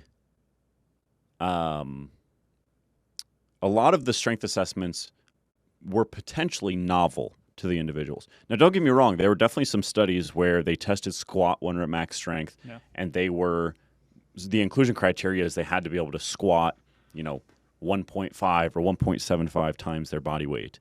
And clearly, in order to squat that amount of weight, you have to have squatted before, with rare exceptions. But, we did include isometric strength outcomes. We did include some isokinetic strength outcomes as well, which are basically just some other laboratory techniques of measuring maximal strength. And almost certainly, folks were not practiced with those strength assessments. Okay, so I would say at minimum, half of the strength assessments making up the dose-response relationship come from novel strength assessments. So what does that mean practically, or for our interpretation, is that almost certainly a huge portion of the effects experienced by the participants on average was just from learning the strength assessment. We alluded to this before with the control groups, yep. Right? That smallest detectable effect size of 4% is big, and part of that reason is because you just get stronger from doing the strength assessment. You have some control groups that are reaching 20% strength gains purely from doing the assessments. Which is not surprising to exactly. me. Like, yeah. I would say if I didn't, before I got involved with research, that would be surprising to me, but you do see pretty frequently that people just learn it really quickly. Sometimes during the assessment, I've seen. We've done a couple unrelated, acute studies, and never bench 1RM before. We did a biomarker study one time, and as they were doing the assessment, I swear you would have bet your life savings that we're not getting up another 2.5, 5 kilos. Yep. And 6 attempts later, you're like, what the heck just happened? Yeah. And it's crazy. It's crazy. Yeah. So I'm sure that the trained folks, if you put me or you on a isometric knee extension, even though we don't regularly train that, yeah. We train knee extension regularly. Therefore, there's probably not insane learning effects, but there's still going to be some. You get that with an exercise you rotate in a training block. I was literally just going to say, if you've been flat benching for the last 2 years and you change to incline bench, yep. You'll probably be pretty dang strong at incline bench to start, but you're going to see much faster gains on incline bench than you are going to see on flat bench. I always think about it there's an envelope. So your let's say you're training flat bench for a year. Your capacity when you come back to incline bench has definitely increased. So your baseline strength on incline bench is going to increase as well. But there's that initial envelope of proficiency that you're just going to skyrocket your ability to do incline bench in the first couple weeks, and then it's going to be steady hard training from there. Yep. For the most part. But yeah, it's just, I think even in trained individuals, that's a pretty meaningful component. Again, coming back to the intervention duration that we're looking at, 8 weeks is still around that time where some of that stuff can still be happening, particularly if you're only training it, twice a week, right? Yep. For high reps. And then lastly is the specificity of training, which we just went over with those descriptive training variables where, these training variables that you see on the screen are not very representative of a powerlifter. Some of them are fine, like rest periods, probably not a huge deal. 2 times per week, specific to the exercise tested, that's reasonable. I'd say the volume is on the low end, but also reasonable. But really the big ones are the reps per set and the proximity to failure. Most powerlifters are not doing 78% of their training to failure and are not doing an average of 10 reps per set. Now, with all that said, there are big limitations here. That's not to say we can't get anything from the meta-analysis, but we definitely need to keep these in mind. And ultimately what I think, especially with number 1 and number 2 on the screen here, is these are going to make the strength gains, I would say, exaggerated and probably pretty equal across groups. So in other words, if I'm in a low volume, let's say Bo, Zach, and I are completely untrained, and I'm in a low volume group, you're in a high volume group. Volume might help you a little bit if it does, from a principle perspective, but it's gonna be pretty low down the list in terms of what's driving any differences between the two of us. So I think that's worth keeping in mind, and we will discuss these limitations a little bit more later in the show. Anything to add on the limitations before we kind of quantify one of these limitations specifically? No. Okay, cool. So we mentioned that the specificity of training to the strength test was not all that high, and we kind of just showed the distribution of the main training variables a couple slides ago. But we wanted to not only see that from a general perspective, but we also wanted to consider what the specificity of training was across the different dosages. Yep. Okay. Now, before I kick it over to Zach to explain this plot a little bit more and kind of really conceptualize what's going on, I will say that any study to be included had to have an even distribution of volume, right? So we're not saying that the high volume groups just did a bunch of non-specific training while the low volume group in that same study just did specific training. Yep. It's a between study difference. It's a between study difference. So with that, Zach, I'll let you tackle this one. So one thing that's always interesting when we've done these projects, I think this runs in line with the rep range narrative with the rest interval narrative with hypertrophy, is that, having been in the lab, having run some of these studies, now you think of little like quirks of how studies could be designed that could potentially provide additional insights. And so one of the ones with the rest interval data with hypertrophy I mentioned a few times, the degree to which this is like something like hang your hat on, I'm not saying, it's just an interesting kind of thought experiment more or less, is like people have made the claim that shorter rest intervals are the only times that high volumes seem to be beneficial. Mm-hmm. But if you're the one that's planning the study and designing the study and thinking about the research staff that would need to be there for all the training sessions, there's probably some bias to say higher volume studies are probably going to trend to also have lower rest intervals so that you can have each participant having a reasonable session time so that they can train with the high volumes in the first place. So you can get these kind of weird quirks that kind of occur that can further kind of add clarity or maybe lack thereof sometimes to the relationships that we're kind of trying to estimate in the first place. And so when we were kind of talking about this one, there was a few things that popped in our heads to look at a little bit closer with this. So put yourself in the position of somebody that's running a strength study, right? A volume strength study. Typically speaking, you're not going to have a CrossFit box with 12 squat racks, right?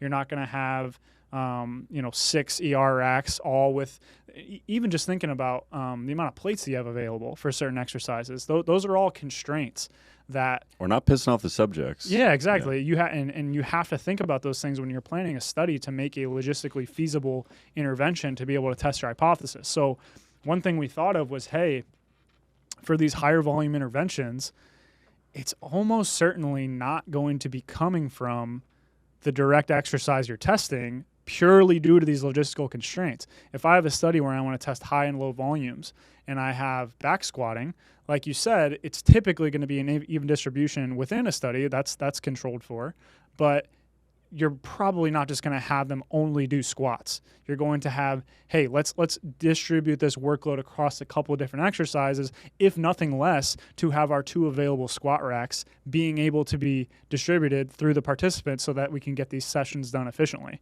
So actually moving to this plot, that's exactly what we kind of took a look at. So on the x-axis here, we have the volume that was given for a given effect. So all those effects that we had the dot plot, that's all conceptualized here, and I'll discuss what this is all saying in a second here. But on the x, we have the volume in which these effects occurred. On the y-axis, we have something called composite specificity. So what we did is we took 2 measurements that are the kind of the primary aspects of specificity. Of course, there are more, but these are the 2 that we thought were going to be particularly informative here. Was we took the average training load, which in this case is quantified by the rep range, in which participants trained versus the rep range that was tested. So if I'm testing a 1RM, I'm looking at the rep range that I trained with relative to that 1RM. So if I'm training with sets of 3, that is considerably more specific than if I'm training with sets of 20. And so that's essentially what's quantified here. And you can see the distribution of the rep range tested is considerably lower than the rep range that was trained. That's the first thing. The second thing is the number of sets that were performed with the exercise that was tested. And so this is just utilizing our different volume quantification methods, the direct sets versus the total sets. And once again, you can see the number of sets that were performed with the direct exercise is considerably less than the total number of sets. And so when we take both of these measurements, turn them into kind of some ratios here at the bottom, and we just take the mean ratio there to kind of create this composite percentage of the specificity of training, you can see a very clear pattern emerges. At low volumes, the training is really, really specific. If I'm designing a study for squat 1RM, squat 1RMs are going to be in my program if I have a low volume intervention. Or at least low reps. Low reps, right. And so those interventions are characterized here at the top corner of the plot with 100% specificity or very close thereof. And these are just like, if you think about viewing a distribution from the top, that's what this plot is looking at. So right here, this really dense dark orange component is like the peak of this distribution, and you're viewing it from the top. And so you can see the data at low volumes are really tightly clustered up here at high specificity, and then we have a nice nonlinear curve. As volume increases, the specificity of training also decreases. And so the point of this is to demonstrate that this isn't necessarily an issue with the models, this isn't necessarily an issue with the way things were done, but it is an inherent limitation of the data set. And again, it comes back to the idea that meta-analysis and meta-regression in this case is a descriptive process. All we have are the data that we can work with. And in this case, it's a data set in which increasing the volume is probably going to come with slightly less specific training, which is going to have some inherent limitations to how we end up generalizing this. When people think of volume for strength, they're probably not thinking about adding a bunch of sets of 10, even on the competition exercise, but let alone leg extensions, etc. Now, that's not to say that can't have benefits. We'll get into practical implications later, but that is an important constraint to think about, particularly in the intervention durations. Again, I keep coming back to that limitation because in an 8-week window, that non-specific training is going to have different effects than maybe considering your entire training year. So this is a pretty important consideration that just underlines in a different way the study characteristics that we already looked at. These interventions are relatively non-specific, and the constraints of adding volumes within these studies is probably going to come from pretty non-specific places, which is just important to realize. Yeah. So let's nail that point home by giving an example. Let's say that let's start with a low volume example and then a high volume example. Let's say I'm exploring the effects of like 3 fractional sets per week, so like a single set protocol versus 8 sets per week. Yep. And I'm testing bench press 1 rep max. Basically what this plot is showing is that that'll probably all be bench press. That'll probably all be bench press, and it'll probably be pretty low rep training.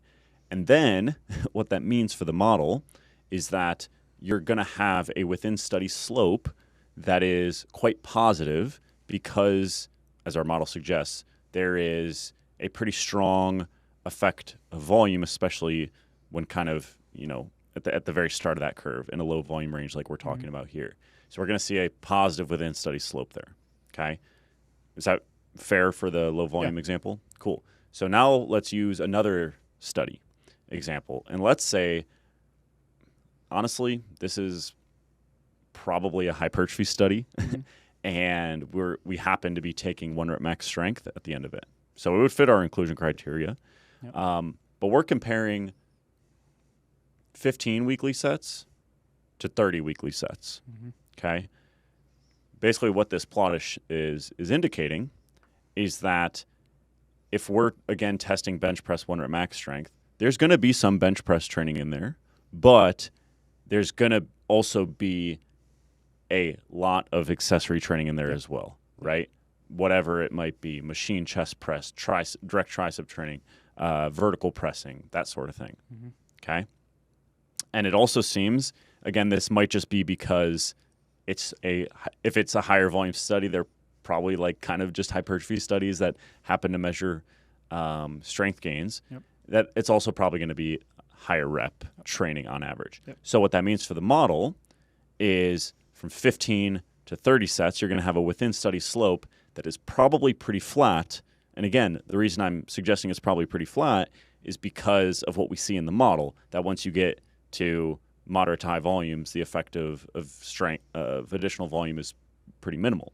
Okay, and all that that's saying is that at higher volumes, with lower specificity training, adding volume doesn't seem to enhance strength gains in the short term. That's different than saying that once you get to moderate to high volumes, that adding additional volume of the exercise you're going to test will or will not, or the rep ranges, or the rep range. Yeah. And so the one thing the listener may be asking is, you could do a moderator analysis where we're kind of looking at this as an additional variable in the model. The issue is that to some degree you won't be able to tell whether that's an actual causal effect that's happening or if that's just a constraint of the data set that just happens to be there. That's we can link out to our long discussion of moderator analyses, but the point of this is just generally to show, again, which we already underlined with the study characteristics, is that the training interventions are relatively non-specific, and that tends to be the case, particularly with increasing volumes.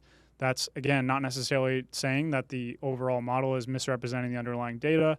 It's just that this is an important constraint of the data that we have to work with that needs to be taken into account when going to apply this to practice, because this is just simply not how people train.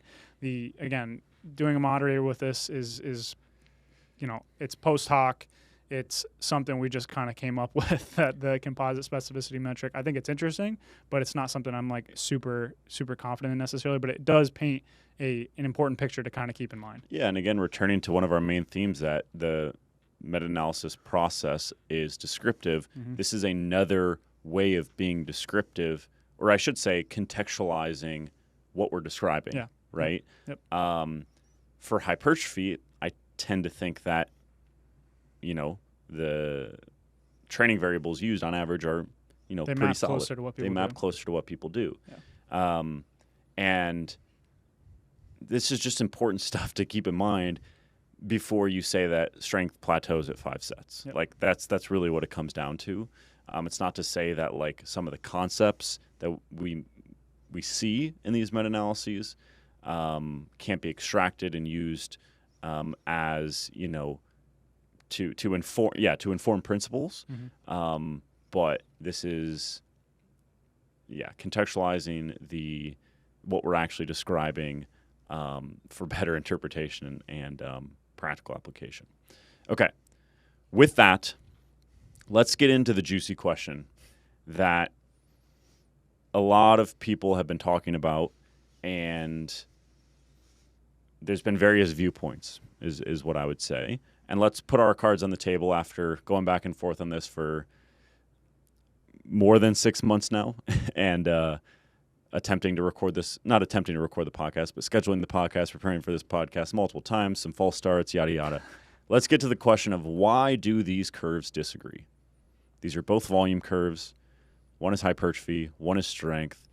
And man, high volumes are just so good for hypertrophy, clearly, and high volumes are just so bad for strength, clearly. Why? How is that possible?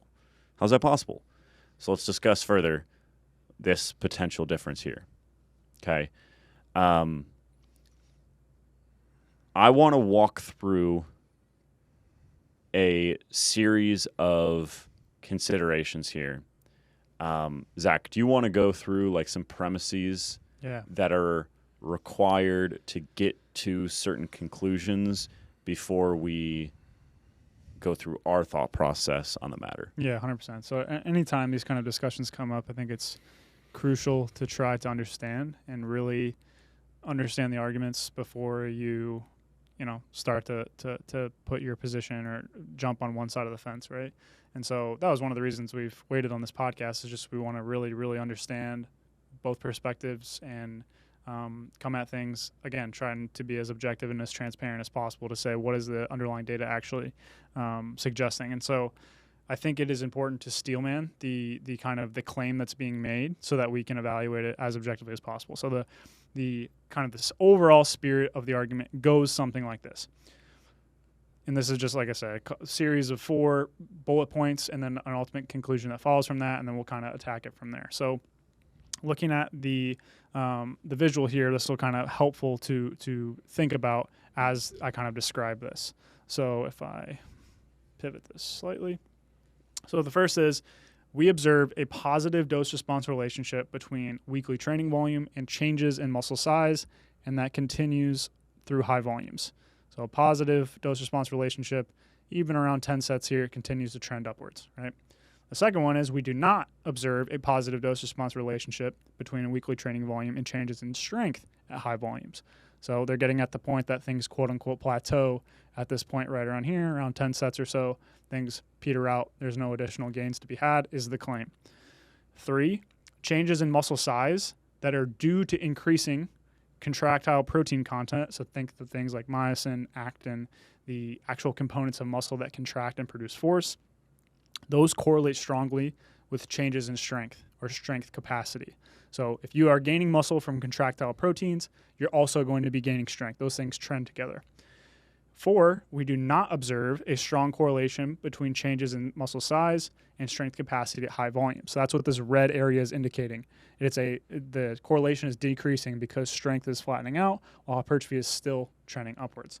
So the conclusion is, thus, those changes in muscle size at high volumes right here, or this area in the red, must be due to factors other than increasing the contractile protein content. And so there's multiple hypotheses that are out there.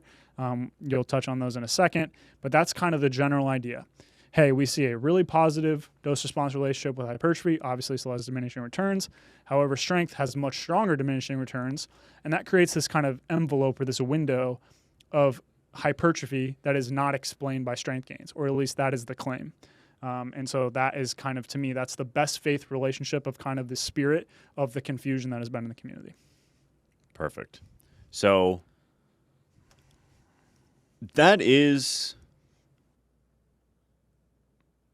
like not unreasonable is what I would say. Not at all. Obviously, you can pick apart some of those premises that ultimately lead to the conclusion, but just like very high level, I totally understand why you would look at the curves and be like, oh man, like what's the deal here? Why do the curves disagree? We need to explain this. And buckle up because we're going to go on a ride and we're going to walk you through how we think you should think about this because it's ultimately what we've landed on up to this point. Okay.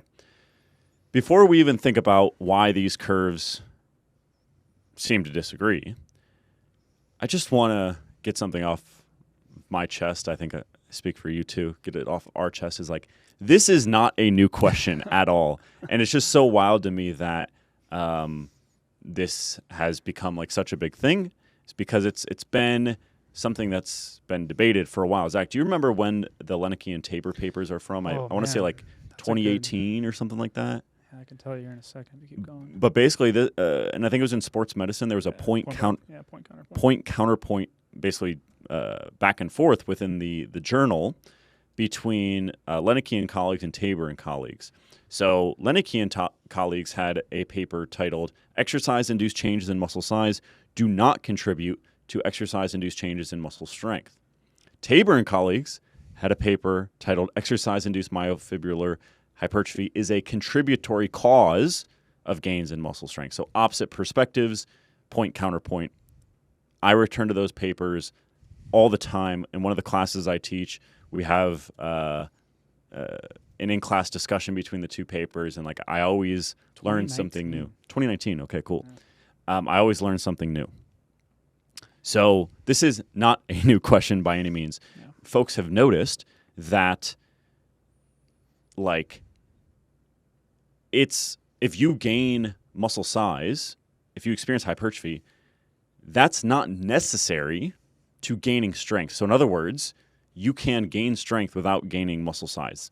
Both sides of this argument agree with that. Mm-hmm. I also believe that both sides would agree that muscle hypertrophy is not sufficient for strength gain. So in other words, you could have muscle hypertrophy, but not additional strength gain. Okay? The key word here is contributory. Basically, what Tabor and colleagues argued for is that hypertrophy is contributory. It's one thing that contributes to muscle strength gain. Okay? Here's the issue of why this is still an open question, and, I think both sides still have like a fair case to make, and I don't even know if I identify with one side or the other. I think they both make really good points. The issue is that it's very hard to study this, okay? So if you resistance train, you're going to experience hypertrophy, probably. If you resistance train, you're going to experience muscle strength, probably. What's the independent variable here when asking whether hypertrophy contributes to strength? It's hypertrophy. We're not randomizing the hypertrophy. We're randomizing the resistance training, okay? So there are various factors here that make it such that it's almost impossible to study this question. But I don't want to say impossible. It's hard to study the question. But most importantly, for our purposes here, that was not the question of our meta-analysis at all. We are not isolating the causal effect of hypertrophy on strength gain. But people look at the curves, see that they're different, and say that therefore that additional hypertrophy is not contributing to strength gain. So therefore, going back to your premises, that additional hypertrophy is non-contractile tissue, and it must be explained some other way. Anything to add there? No, this is the most important thing. Yeah, no, it's so crucial, and it seems really basic, but it is absolutely foundational. Like, the reason we went so hard to explain like the within study slope components and all those kind of things is that those trying to get those causal effects of something that you care about is pretty challenging, and you have to be really, really thorough about it. It's not to say that our data set can't offer any inferences into the kind of this question. We'll touch on that a little bit, but it is absolutely crucial to note on the front end is that there are many, many explanations in an individual study that could make these relationships slightly divergent and still compatible with the idea that hypertrophy is a contributory cause to strength. So think about that. In an individual study, there are multiple reasons why we can gain muscle size, and that has a contributory cause to strength. But that still isn't something we can totally isolate the causal effect of in an individual study. Now let's play that forward and aggregate a bunch of study data and try to do the same thing. Typically speaking, identifying these causal effects between studies is possible if you have some sophisticated techniques, but that takes a really, really thorough look at, as you can see in this, it's called a directed acyclic graph. They highlight confounders that would potentially have a cause towards hypertrophy and also strength that you would need to account for. And there are so many of those, but most importantly, we didn't set out to think about that graph. We didn't set out to think about those confounders. So we'll get into the reasons, but it's just important to realize that this project is not intended to answer this question. So when people go and compare the outcomes across one another, it's interesting, it's intuitive, I understand it, but there are just so many steps along the way that you could potentially fall prey due to these kind of causal aspects of drawing these inferences from different studies that that's tough to do that too confidently.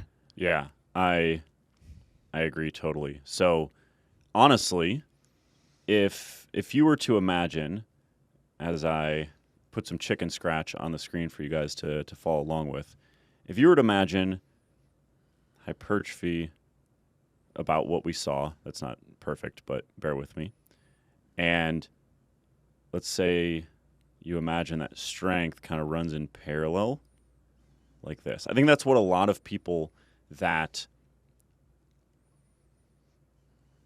like follow those premises and ultimately the conclusion you said would expect, right? Is that in order for this to be truly contractile hypertrophy that is the result of additional contractile proteins, you'd have to see strength gains like this. Mm-hmm. When like peeling back the layers and thinking about when we first started this project, because we are aware of this stuff, we're not experts on this stuff, but we're at least aware of it. I would have been very surprised Yes. if hypertrophy and strength followed similar dose response patterns. Particularly given the RIR meta. Yeah, exactly. Like, this is not new The load meta. by any means. There's so many training variables you can Like, point to where they diverge. So, yeah, exactly. So point Yeah. being is, and can you think of a variable off the top of your head where they do basically run in parallel? Like, it's hard because we don't have great meta-regressions on everything, and like we just don't have a lot of data on some things. But rest intervals, maybe? Yeah, I was going to say rest intervals, but I honestly don't know. Yeah. But the point is like, to me, this is more surprising than the fact that they're different. Yeah, 100%. So this is more surprising. Yeah. Yeah. So I don't. And think about the historical narrative too. Yeah. Like that's the other thing I think about too is like, think about Ralston, think about Schoenfeld. Obviously, you're limited to the data you have at the time, but everyone's thought they're different for a while. Like, I don't think it's surprising that they're different. Right. And like, I also think, like, just bear with me for one more second. Imagine that instead of following this, strong diminishing returns like we see, imagine that we kind of saw like an inverted U for strength. What would the narrative then be? That's interesting to think about. To me, I think a lot of people would just say that this is due to fatigue. Yeah. Right? Right. And I also don't think that would have been that surprising to some people. So it is interesting how we like kind of just see things that don't jive with our preconceived beliefs that are very narrow on a specific topic, and then we assume that something is wrong. So my blood pressure is a little bit higher than I want it to be. Yeah, but I think the fundamental takeaway from this first graph is just like, to me, it's almost the null hypothesis that they're different. Exactly. Like that's the $1 million question is like, based on previous research, but also based on the theoretical grounds of establishing the causal effect between these two variables, which is a really, really challenging process to do in individual studies, let alone between studies in a meta-analysis. The null hypothesis is that the curves will probably be slightly different due to the variety of things that kind of go into the bucket of strength, one of which we think is hypertrophy. Yeah, exactly. Yeah. And I guess just to put our cards on the table, and this might be helpful for context going forward, is like, we would probably identify a little bit more with this position. Is that fair to say? 100%. Because at least in my mind, it's a little bit easier to defend hypertrophy being one of many contributory factors for strength gain than to prove that it does not contribute at all. Mm-hmm.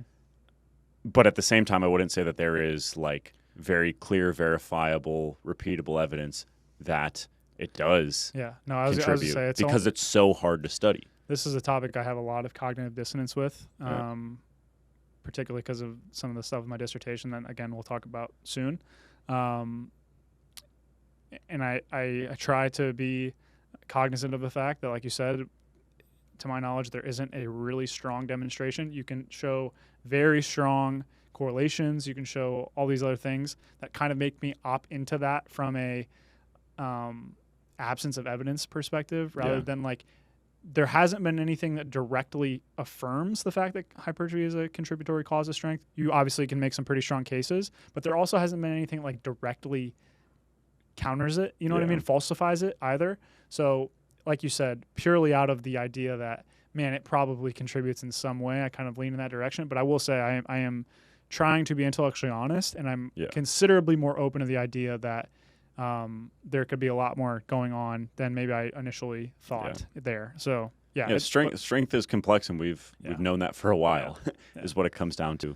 So honestly, we could stop this segment right here and just say, hey, this wasn't even the research question. This is not even close to the design for looking at that question. So let's move on. But at the same time, like Zach said, there are some things that can kind of get the wheels turning and say, okay, all right, we have the data set. Let's dive in. Let's see what we got, and let's see what the data may or may not point towards, if that makes sense, and try to get a little bit more insight, because this is a data set we worked hard to get, and even though it's not designed to answer the question, let's see what we got. The next thing to keep in mind is that the data sets are fundamentally different. Okay? So the term that we kind of landed on for this, or maybe it was Greg Nuckols when we were chatting with him about this topic in general, but ultimately kind of what we figured would resonate the most is apples and oranges. So in other words, you're not comparing apples to apples in terms of the hypertrophy data from a given data set and the strength data from the same studies. You're comparing apples to oranges because there were about 66 total studies in the meta-analysis, and all of them had a strength assessment, but only a fraction of them had a hypertrophy assessment.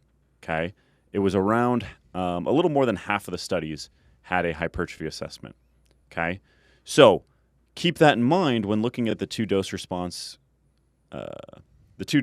relationships in isolation. Is like we're kind of looking at just different data sets in general, because if you say, okay, this isn't even designed to causally look at the effect of hypertrophy on strength gain, so we're going to look at the data we do have. Let's at minimum look at matched studies, okay? Because at least we can say, okay, if this study had a squat 1 rep max strength assessment and they measured vastus lateralis muscle thickness, okay, now we can at least get some insight and look at the general relationship between hypertrophy and strength assessments in those matched assessments. But notice how much this cuts down the data. If you were to look at just matched studies and just trained participants, which is this darker part of the gray bar here, it's 8 studies. For strength, for trained participants, we had a lot more. It's like 30-something, okay? So you're cutting down the data quite a bit overall in order to get to this question that, we think that you're able to answer with the data set in general, okay? So I think that's important to just really make sure you understand, is that those data sets aren't looking at the relationship between hypertrophy and strength, because they're ultimately different data sets. Anything to add there, Zach? Yeah, no, I mean, ultimately it's just, you literally have to subset the data in this case to be able to even come at an angle of this question that we kind of already mentioned. That is, we're kind of starting from behind the 8 ball here, and we're kind of trying to get the best look at this as we can. But ultimately, it's just a massive limitation, because any differences that we're seeing here purely just due to subsetting could arise, as opposed to some relationship between the actual some difference that we're actually trying to find, right? If we take a data set that we think shows one thing, and then we subset it down to, I don't know what it was, like less than half, right? Yep. Purely because of that, we could see something different. Exactly. And obviously we want to try to, there's a reason our inclusion criteria was what it was. We think that's probably the best way to evaluate the overall dose-response relationship for the given outcomes. But when you have to try to compare the two, we just have to go with the data that we have. But it is crucial to realize that that is a fraction of the data that is available, right? And particularly, and there's a lot of studies in trained individuals that aren't even able to be included, right? Yeah, exactly. And why is it a big deal that we're just taking a subset of the data and looking at the potential relationship here, or the potential reliability or agreement, which we'll get to in a bit? Is that it's important to keep in mind that a single observation is chaotic. So this is a basic demonstration of what's called a Galton board. Do a YouTube search for that if you're interested. It's basically, the point is that when you drop this ball from the top, it's most likely going to cluster around the middle of the distribution, which is the mean and the median. But a single observation is chaotic. So before you get all of the balls in the distribution, it's not going to look like a distribution, right? So any single observation is more likely to end up near the mean. But that's why you meta-analyze, because if we go back a ton to those individual level study slopes, it's the same idea. A single observation is chaotic. Of course, that's the study level, not a single observation of a given participant, but there's various layers of chaos, if you will. Okay? So, in other words, you wouldn't necessarily expect that the subset of a data set would show the same thing as the entire data set because of just the very basic concept of the law of large numbers or normal distributions in general. Okay. Now, before we get into the subset of the paired hypertrophy and strength data that we pointed out, while acknowledging that, now we're starting to talk about a distribution that probably isn't as fully formed because there's just less data, let's kind of take a mini step back and let's just think about whether the data disagree that much. Just take a step back and bear with me, okay?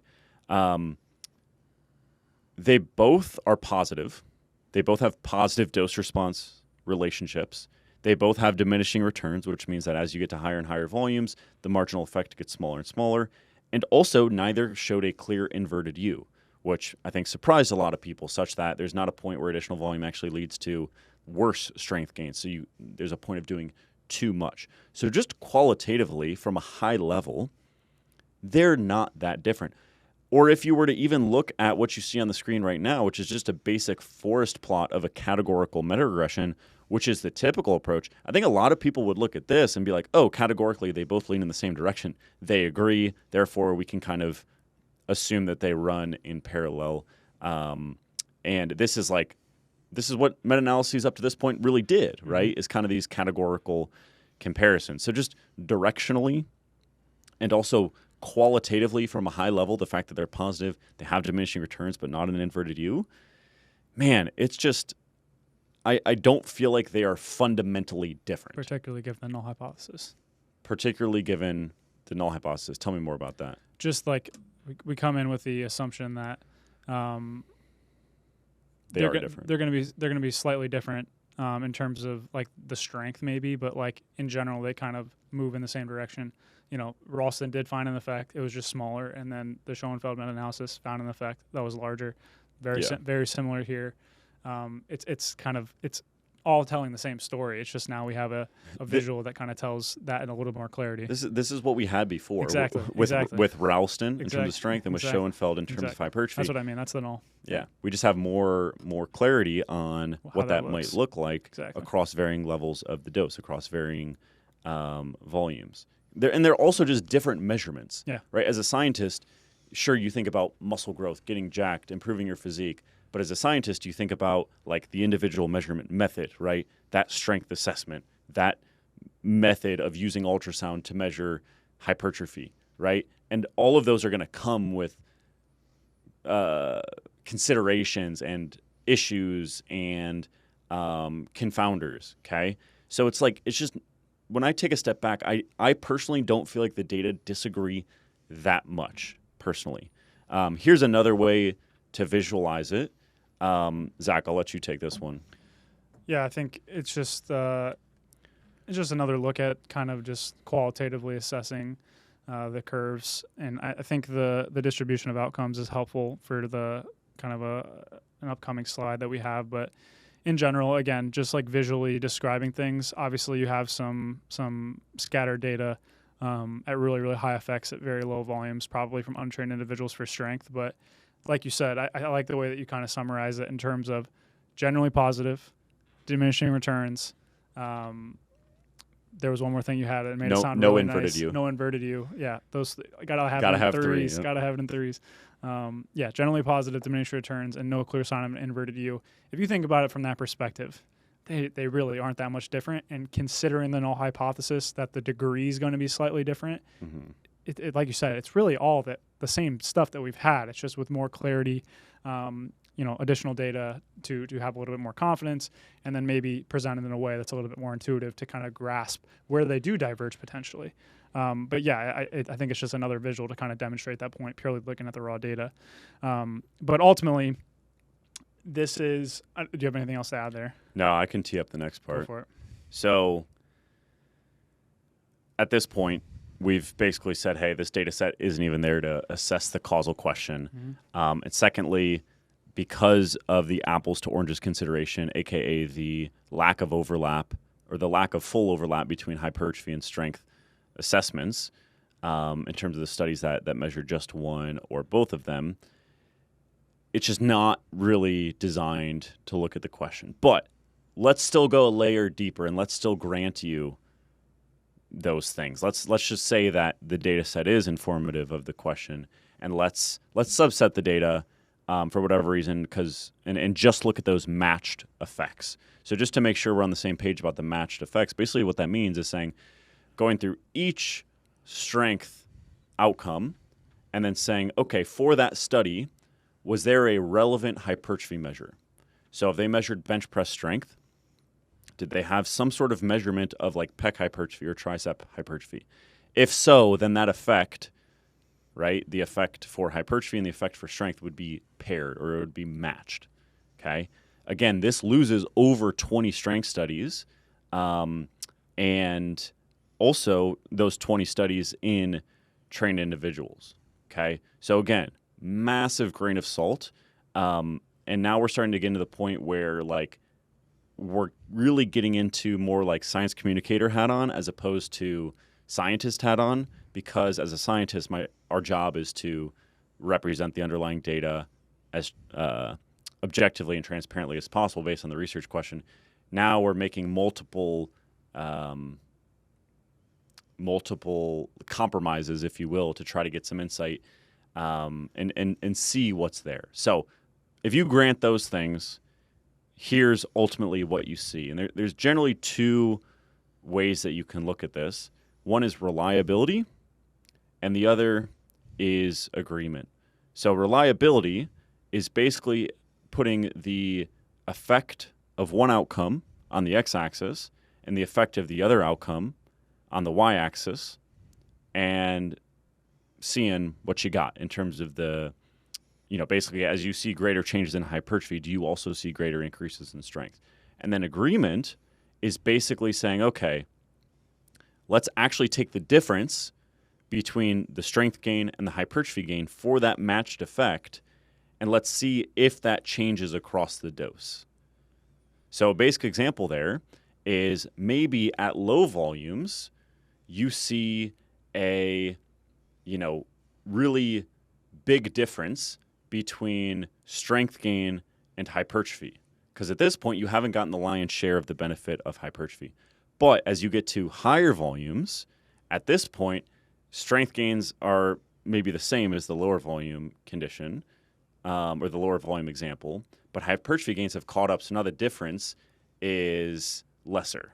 Okay, so basically that's a way of looking at agreement here. So I've teed that up for you, Zach, and I'll let you dive into the individual plots here for reliability and agreement.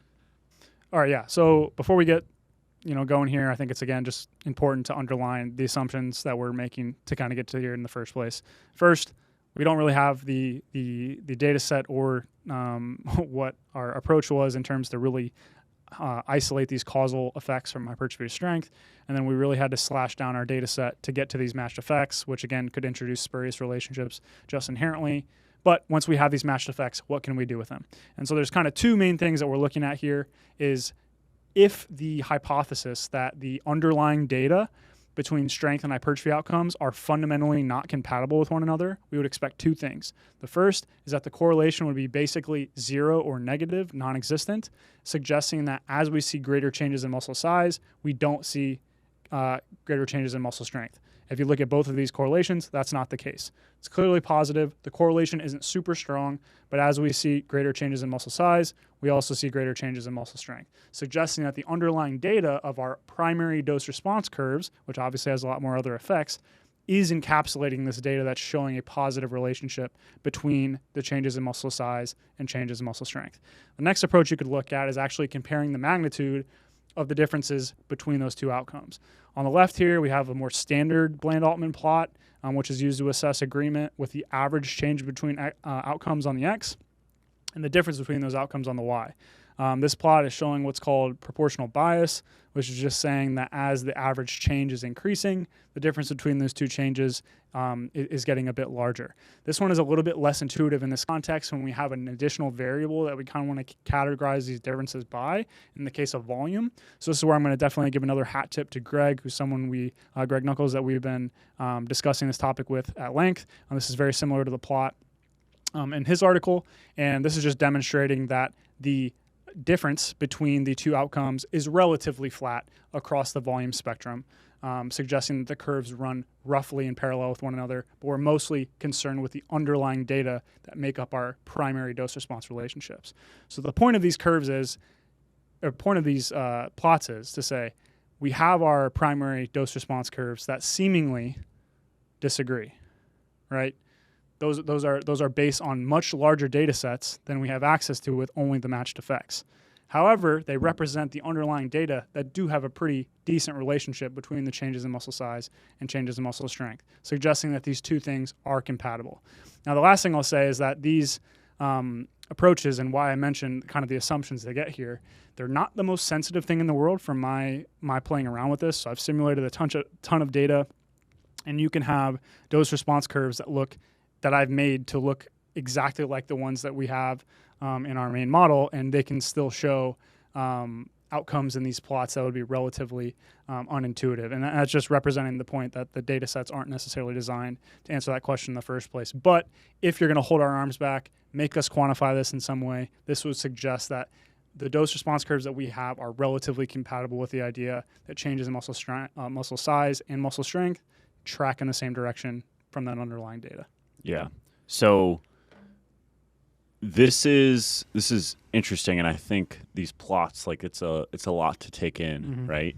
So just to kind of underscore the main thing that the viewer can conceptualize from these plots. So the ones on the top are two different methods of looking at reliability.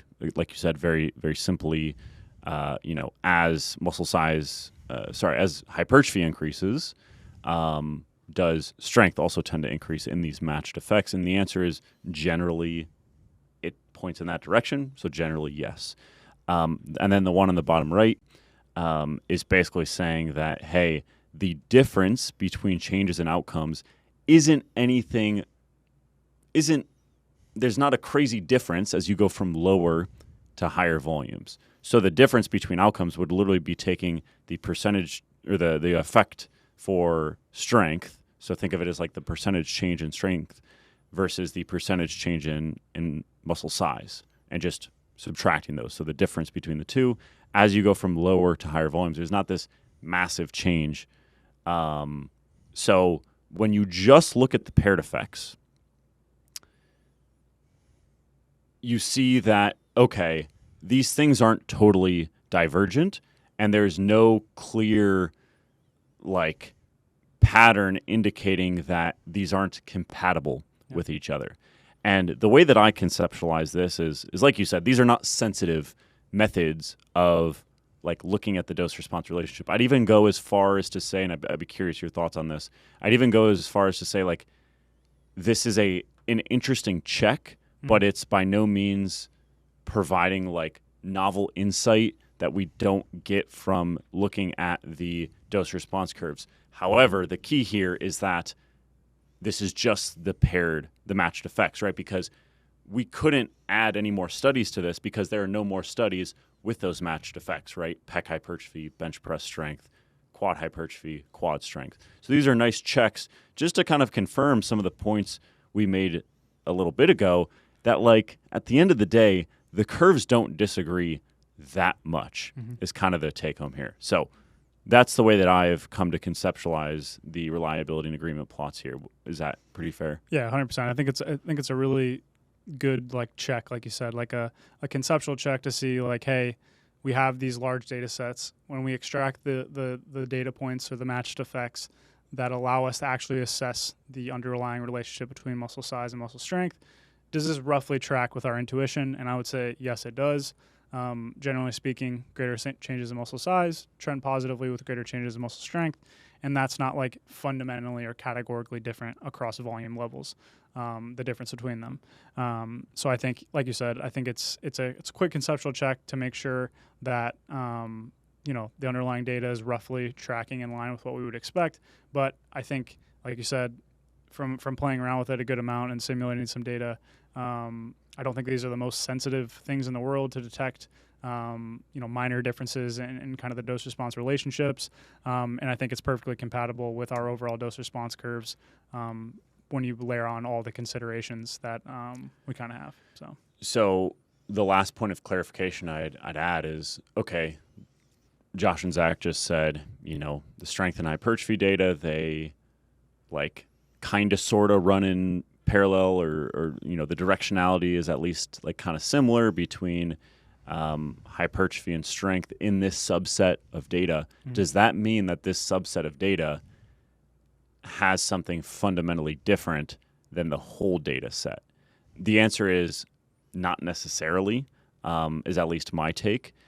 It's just this is the only way that we can do this check. And doing a meta-regression with just the subset of data is fine, but it probably is limited because now the null is the fact that you have this reciprocal dose-response model. What do you think? Yeah, I mean, it's just tough it's tough for me to justify going beyond this step. I view them kind of as different tools, right? Is we have the entire body of literature for volume and strength to best quantify that dose-response relationship. But there's a secondary question to say, hey, does the underlying data that makes up that or the effects contained within it, does that roughly track with hypertrophy? But because you have to subset the data so much, now we're no longer able to put our best foot forward in terms of actually quantifying the dose-response relationship. So to me, that would be kind of a less powerful way to do that. You're simply losing a bunch of information in that subset of the studies. But this is obviously, like you said, it's the only way we can assess the question of whether these two things kind of track underneath the surface, if that makes sense. And it's not like the paired data or the matched data, which we've kind of been using those interchangeably. It's not like those were designed to look at the contribution of hypertrophy to strength. So, in other words, like I think this agreement and reliability is like a nice quick check of these, generally run in parallel. Do these change dramatically at different levels of volume in terms of the difference between the two outcomes? Okay, not really. We can move on and kind of return to the main dose response models and then consider the context behind the data that it's describing. Again, returning to one of our themes that meta-regression is describing the data we have access to. And we'll return to that point here in a minute. The last thing before we move on is that just another caution flag when looking at the plots you see on the screen right now is the pairing of the effects or the matching of the effects is kind of tough. Mm-hmm. So just as an example, like I mentioned, squat strength and measuring the vastus lateralis muscle thickness. Who's to say that that's like, we've had people squat in the lab where I'm like, that's a glute exercise. Yeah, right.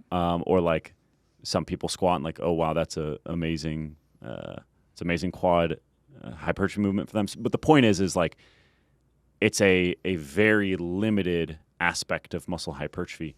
Some of the quad measurements might be more relevant if it was a different vasti muscle, or maybe they measured rectus femoris, which might not contribute quite as much to squat strength. Or if you're measuring tricep muscle thickness for bench press, that's something we did match, tricep muscle thickness and bench press strength.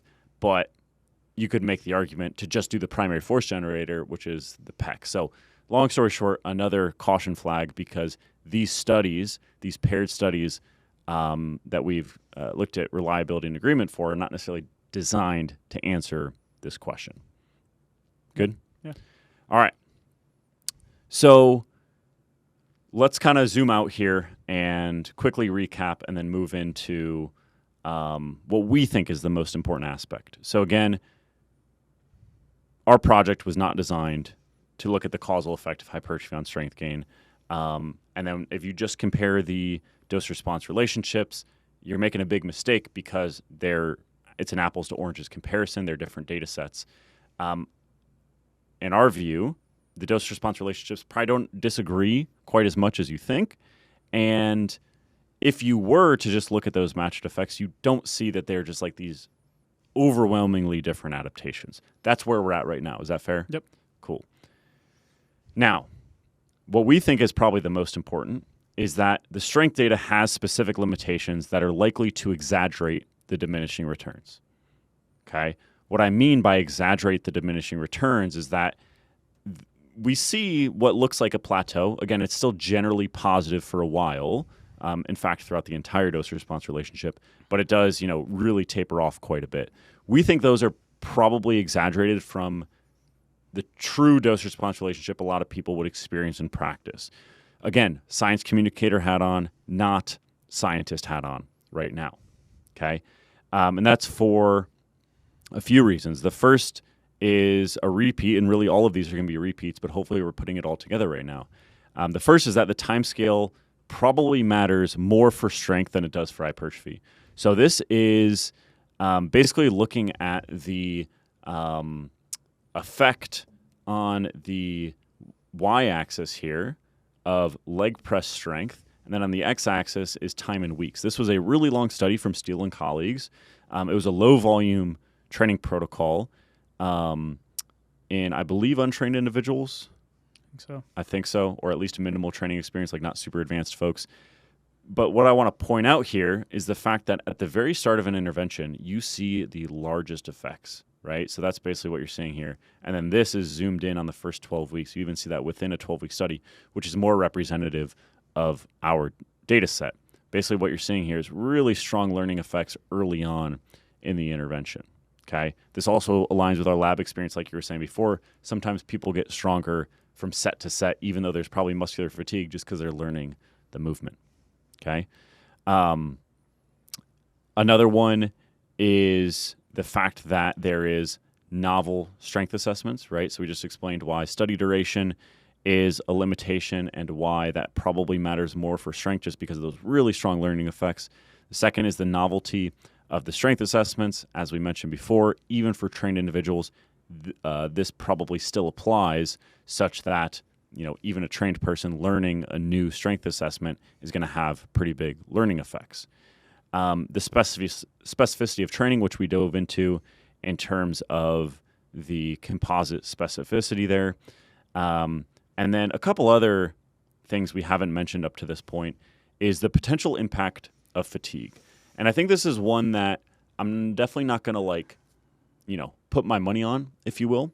But it is very possible that fatigue is kind of blunting the strength effects and ultimately the strength that can be expressed from high volume resistance training. A lot of people have experienced overreaching in training, and some definitions of overreaching include a decrease in performance. I don't know about you, but I feel like I've gotten to that before where like you train hard enough, you train hard enough for long enough, you kind of see a dip in performance. With that said, would I, say that fatigue is a big reason why we don't see the diminishing returns, less diminishing returns? No, I think that, taking a few days off is probably a sufficient taper, if you will. But do keep in mind that a lot of strength athletes taper for about a week, and it's also possible that the effects of fatigue are greater at higher volumes. So that's just one to consider.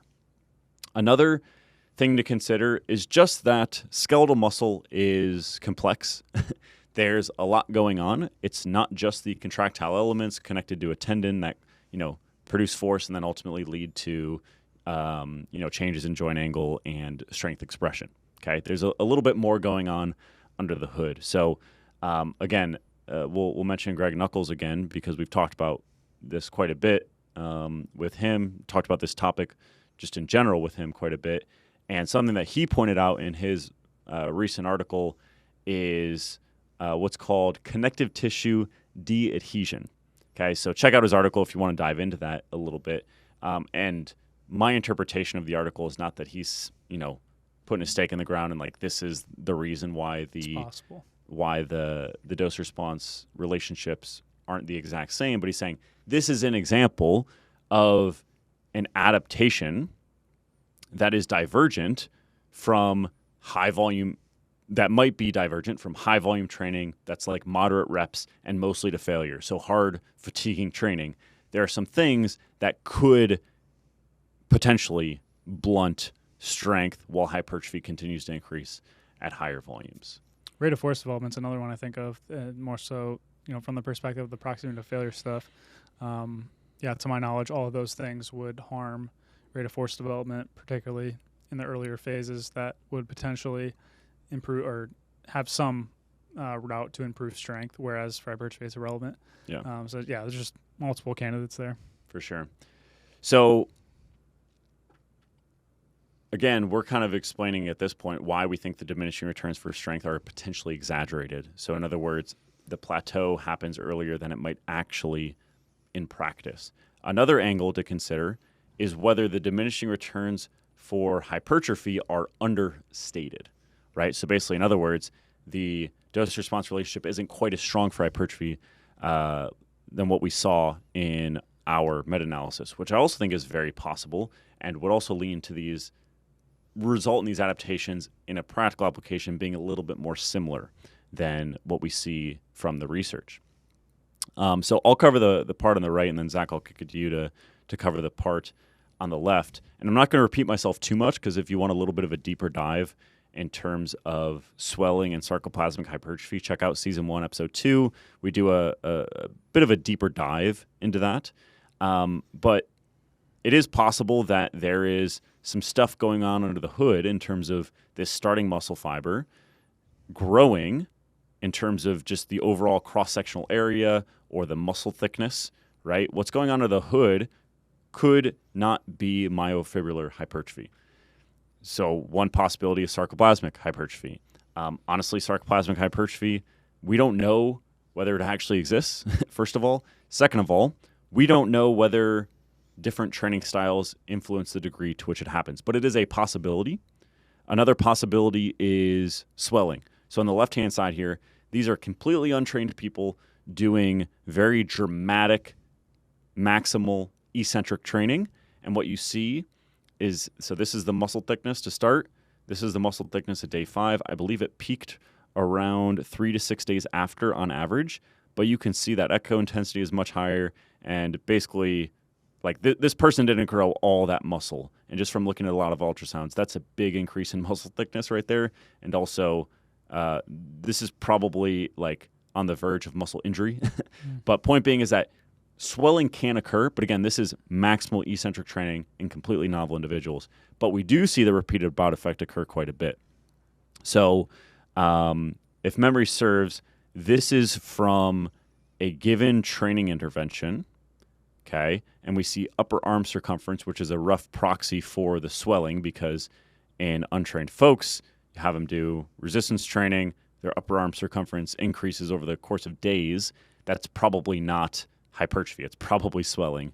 So we do see that it's possible for swelling to occur, right? This is almost certainly swelling, okay? But just by doing the same intervention 4 weeks later, we see this reduction in swelling, okay? So we do still see some swelling, but this is literally one bout of training, then 4 weeks later between the two, and then you see that reduction in swelling. Imagine what happens over the course of a 10-week training program. So ultimately, my position is we don't know whether sarcoplasmic hypertrophy and or swelling is leading to the diminishing returns for hypertrophy being understated. I think there's enough evidence, and again, we discussed this in Season 2, Episode 1, if you want to go back, that I don't think it's a huge effect at moderate volumes. When I say moderate, I'm thinking up to like 15 sets per week or so. Once you get above there, I'm like, I just don't know. We just don't have really any data, and the data that we do have just isn't all that conclusive by any means. So all of that is to say that it's possible, and our perspective is that there's probably some factors leading to the diminishing returns being overstated in the strength data, and there might even be some factors leading to the diminishing returns for hypertrophy being understated. So that would kind of bring the curves a little bit closer together, make them run closer in parallel, and might align a little bit more with what people expect. Money. Anything to add? No. Cool. All right. That was a lot. So I'm going to summarize our kind of argument, our perspective, our thought process. Again, we're not pro high volume, pro low volume necessarily, just trying to represent the data the best we can, then factor in the context of the data. So I'll summarize, and then I'll kick it to you, Zach. So to start, again, the research question was not the relationship between hypertrophy and strength gains directly, so whether additional hypertrophy is leading to additional strength gain and the nature of those adaptations. But if you do want to use our data for insights, that's totally fine. Just keep in mind that it's apples and oranges. They're different data sets just because some studies didn't measure hypertrophy.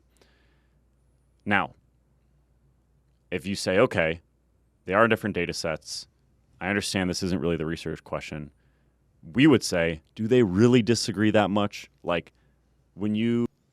However, we don't really think that's the best way to get insights in the question if you want to get insights to the question of why the curves ultimately seem to disagree. And instead, we think the curves disagree because of specific limitations that probably are resulting in exaggerated diminishing returns for strength, right? Things like the specificity of the training, things like the time scale of the intervention that are kind of flattening out that curve, whereas we might think it's not as flat as early as it is in the data. And there are also possibilities for why the hypertrophy curve should really be more flattened out than it is because of things like swelling and sarcoplasmic hypertrophy that we just don't know a ton about. So ultimately, our view is that the dose-response relationships between volume and hypertrophy and volume and strength are compatible with the idea that as someone gains muscle, they also gain strength. So in other words, muscle growth is contributing to additional strength gain, even at those higher volumes. 100%. So just because you see one's flat and the other isn't, for the reasons we just spent a bunch of time going through, we don't necessarily think that is something that isn't compatible with the data. But at the same time, we just don't know for sure with the data set because that's not what the data set is designed to answer. That was absolutely beautifully put. Cool. All right. With that, this is when Zach made this thing. So cool. I've never seen someone be so happy. I think giddy is the correct word. I think giddy is definitely the correct word. Yeah, I just think this is a cool metaphor. I didn't put both kind of components into it to kind of visualize what's happening, but I kind of just view this as like what's occurring behind a lot of research in general. Meta-analysis was just an easy example. And it's just like this thing I call the variance demon that's pulling on all these individual effect sizes away from the known truth, using the kind of the marionette hands as kind of an analogy. And I think that's just a really good metaphor to kind of keep in mind when you're interpreting lots of things, lots of studies, subsets of studies, moderator analyses, individual studies, precision, and pretty much anything you can think about with respect to interpreting research. I think that's just like an important metaphor to keep in mind. And I think it is particularly relevant on just how to responsibly apply meta-science in general. And part of responsibly interpreting meta-science is to, again, return to this theme, is to keep in mind that meta-regression is meta-analysis in general. Meta-analysis in general. It is an approximate description of the data we have, not a precise prescriptor of what to do. And maybe it's helpful to think of it as a different area because our heads are so we're so in the weeds with strength and hypertrophy right now. Let's think about changes in lean body mass as a result of increasing protein intake. This is a meta-regression from Nunez and colleagues from 2022. And I just think this is an interesting thought experiment because the best fit in this case is linear, right? And that's interesting, right? We see that across the range of protein intakes all the way. It looks like the highest effect is above 4 grams per kilogram per day. I weigh about 100 kilograms, so that would be over 400 grams of protein a day. That would be crazy. We see a linear effect. Of course, the confidence intervals are super wide at that point, so that's obviously don't go eat 4 grams per kg, please. But the point is that that's not really how you would prescribe protein in the sense that, hey, more is better, get as much in as you can. Right? Whereas I think if someone saw a linear effect or even like the degree of diminishing returns we have for the hypertrophy meta-regression, someone could say, hey, more is better, do as much as you can. Mm-hmm. So think about it that way in the sense that just like this protein data, no one is actually going to conceptualize that like it's a linear effect, right? Because there are other considerations. Happens that you should probably eat the other 2 macronutrients as well, right? And I think that this might be a hopeful thought experiment. I know it is for me to just think about like we shouldn't be trying to extract exact numbers because in this case the exact number would be 4. Mm-hmm. It would be 400 grams of protein for me. Yep. Whereas people look at the strength meta-regression and they say, okay, the number is 5 sets per week. Don't do that, mm-hmm. right? And hopefully we've made that clear up to this point. Another thing to keep in mind in terms of avoiding these hyper-specific conclusions is that these data sets are not the final say by any means. The model is wrong. I guarantee the models plural are wrong. I guarantee you that. They will change with more data, and that's okay, right? Maybe there are improved statistical methods that develop or the field evolves in that area as well. These are not the final word by any mean, and that is totally okay. There's always going to be more questions than answers, and ultimately, hopefully we've made it clear the goal is to extract principles and not prescriptions. Yeah, I think ultimately, the point of both the approximate descriptors and not precise predictors, and then ultimately not making hyper-specific conclusions is just that you can take a linear meta-regression on protein, the root model from the hypertrophy meta-regression on volume, the reciprocal model from the strength, and you can get a specific number from it. But I view those much more as kind of conceptual anchors rather than exact numbers that kind of take into the gym. Obviously, the numbers, they matter and they apply to some degree, but they are derived from the manifestations of the studies that are included in the meta-analysis. So you have to consider the length of the studies, the exercise selection, the training quality, the specificity of training, particularly for strength, all of these considerations that we've already talked about. But the numbers are specific manifestations from those data sets. So when we talk about a linear effect of protein or a diminishing returns relationship for hypertrophy or strength, that's the way that we apply it as coaches. And that's the way we think about things conceptually, is you have this entire backdrop of external environment variables, preferences, et cetera, when you actually go to apply these things. And that is just one factor of understanding the rough overall shape of these relationships to say, okay, out of all the changes I can make to a training program, they can help me kind of weigh those decisions to some degree and think about what direction I should take them given what I'm seeing in an individual's given case. So if I'm looking to optimize my gains in lean body mass, which aren't the same thing as hypertrophy necessarily, but let's just say that that's the case, based on the Nunez meta-regression, probably going to lean on the side of greater protein intakes. And thinking that's a relatively consistent effect throughout, at least I'm not sure if they looked at nonlinear models, but just taking that as the case. It's not deriving the exact specific recommendation, like you said, at the very top end of the data range and saying that's now the best protein intake.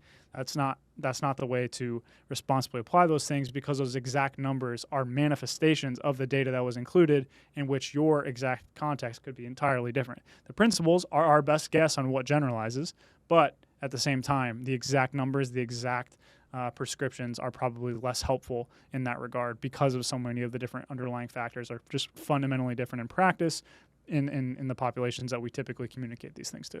Yeah, I think a good example of this is like we had 7 or 8 or 6, whatever, different model types that were ones that we explored for potential best fit models. Of course, the data will give you constraints in terms of what you can actually like get from one of those models. But just as a basic example, let's say that for whatever reason, the reciprocal model, which is what ended up being the best fit for the dose response for strength, was not one that we explored. Probably the best fit would have been like some sort of logarithmic curve, which probably wouldn't have shown this like clear plateau, right? So that's just an example of we really value, like, I've learned a lot from like practical things from this project, probably more than any other project that I've read or been a part of. But at the same time, I don't extract 5 sets from that, right? I don't extract 5 sets as the optimal volume from that, because I know how like humbling a lot of these things can be, and how there's kind of like I'll steal this word from you, kind of like a multiverse of decisions that can be made at all the different steps of the process, right? And that's why, again, like I just don't think the curves differ that much between hypertrophy and strength. I don't take it too literally that there's this plateau at 5 sets. Instead, the principle is, man, maybe in the short term, specificity is really important for strength. And man, the dose response between frequency and strength in a similar subset of studies, that one's a little bit stronger. Maybe I need to kind of reconceptualize my troubleshooting process when I'm thinking about breaking through a plateau for a powerlifter, right?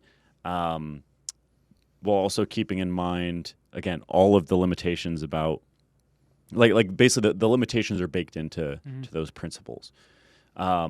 So I hope this was helpful for folks.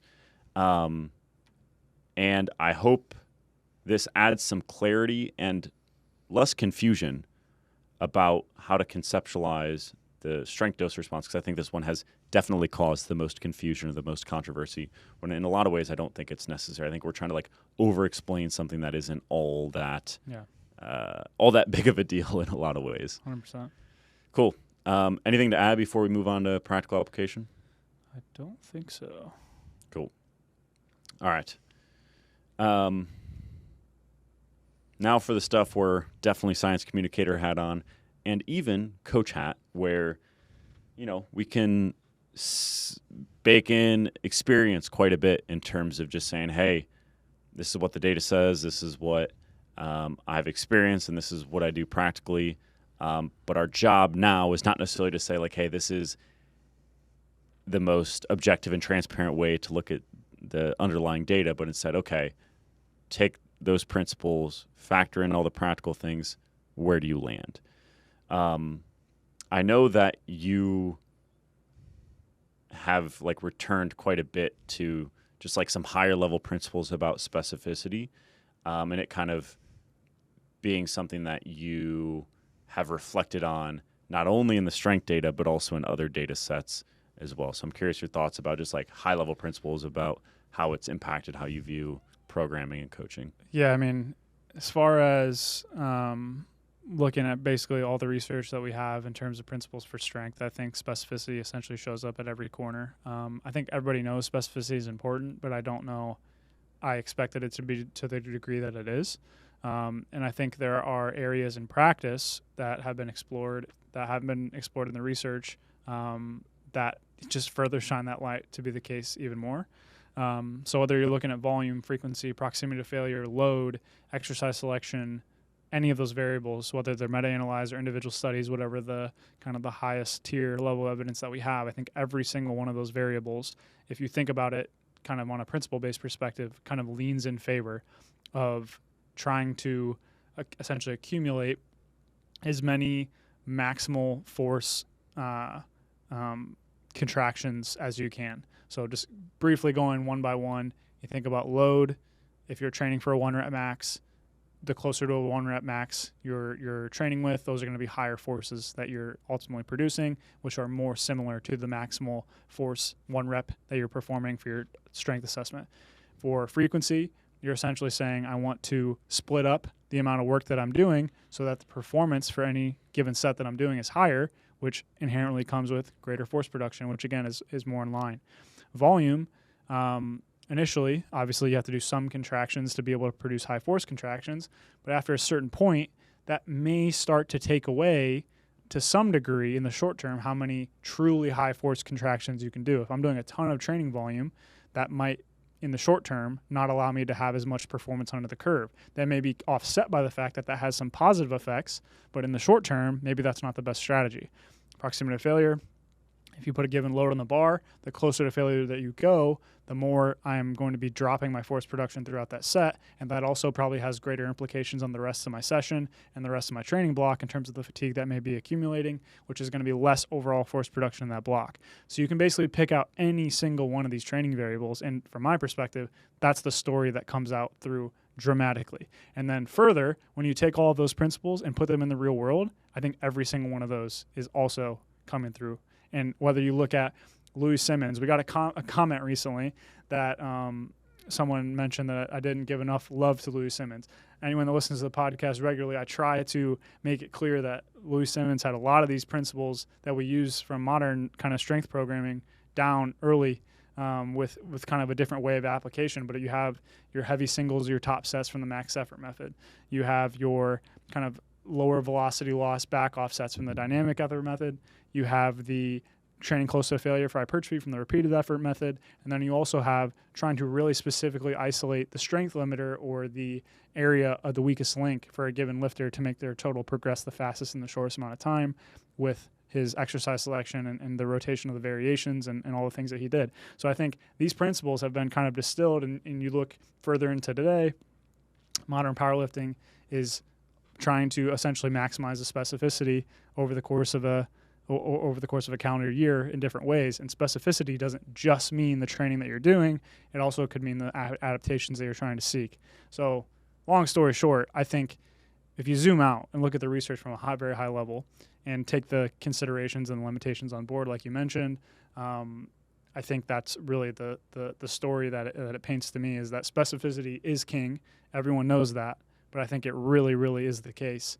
And can be thought of on deeper levels as kind of that primary principle we can use to kind of derive our decision making in a lot of different ways. So yeah, and then in the case of volume, you could make the case that like excessive volume could take away from variables that permit greater specificity. Yes, that too.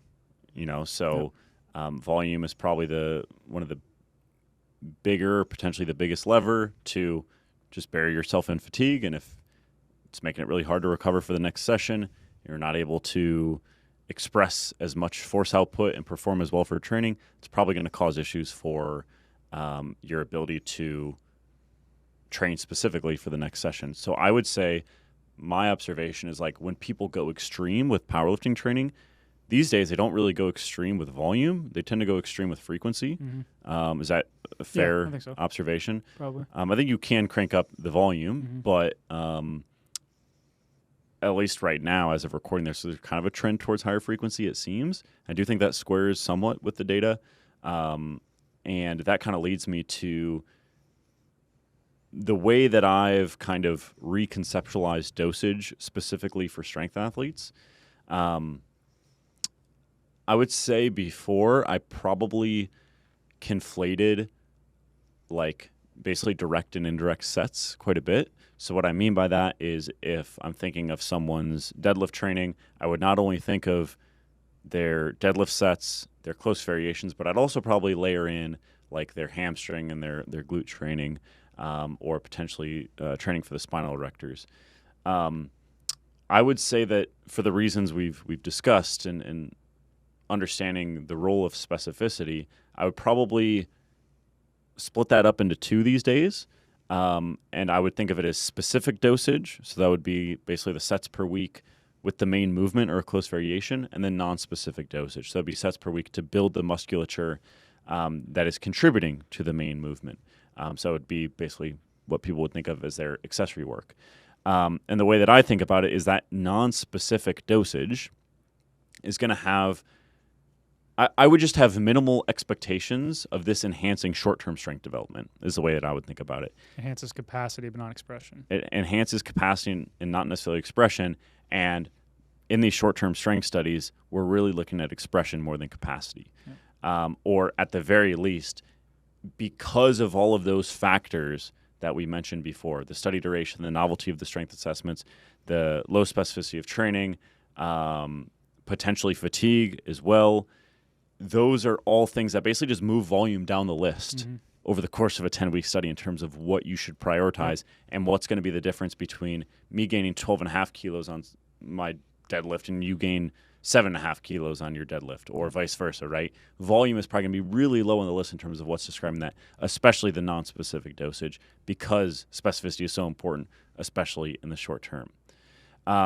And then this is a little bit beyond the exact discussion we're having right now about just volume for strength. But when we combine the volume for strength stuff, when we combine it with the frequency for strength meta-analysis and also the per session volume meta-analysis that we've done, we have a full podcast on the frequency for strength one. We don't have a podcast yet for per session volume on strength. But when I kind of triangulate all of those, personally, I think that kind of your specific exposures, so basically the number of days per week that you're doing the main lift or close variation, is a primary input to manipulate in practice.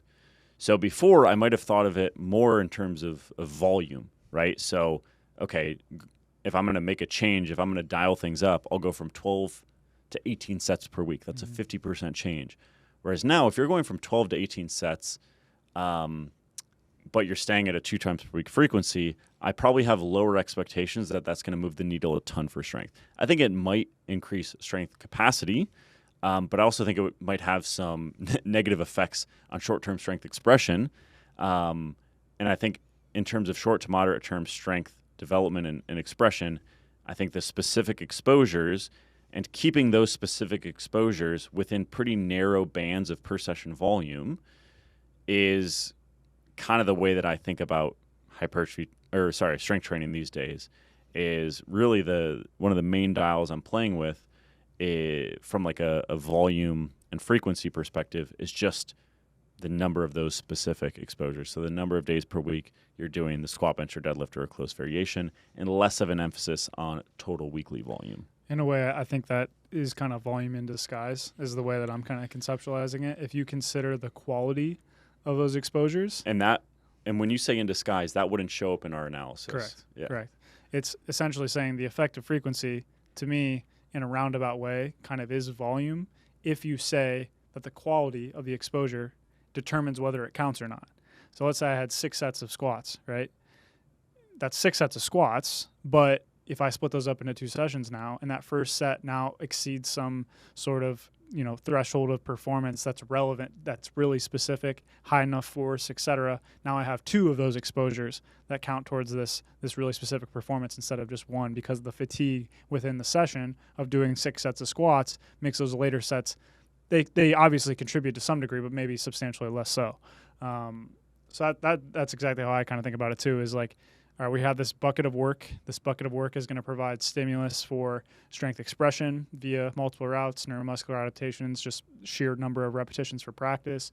It's going to provide some stimuli for the actual strength capacity, muscle size, other adaptations, work capacity, etc. It's going to provide some fatigue, and then that's all going to play out into the performance dynamics that you need to manipulate on what's the goal right now. Are we trying to optimize our ability to express our strength capacity, or we're trying to optimize our ability to develop the capacity to later then express it? And I think that has pretty meaningful implications on how you would set things up and the quality of the work that you're ultimately going to do. But yeah, I think fundamentally the frequency analysis to me is kind of indicating that quality matters for strength, and I think that's true. And I think potentially the more aggressive diminishing returns than expected for strength is because the quote unquote quality or the specificity of that training is so low that the positive stimuli that you're going to gain from it after a certain point is going to be kind of washed out, whereas frequency may preserve that to some degree.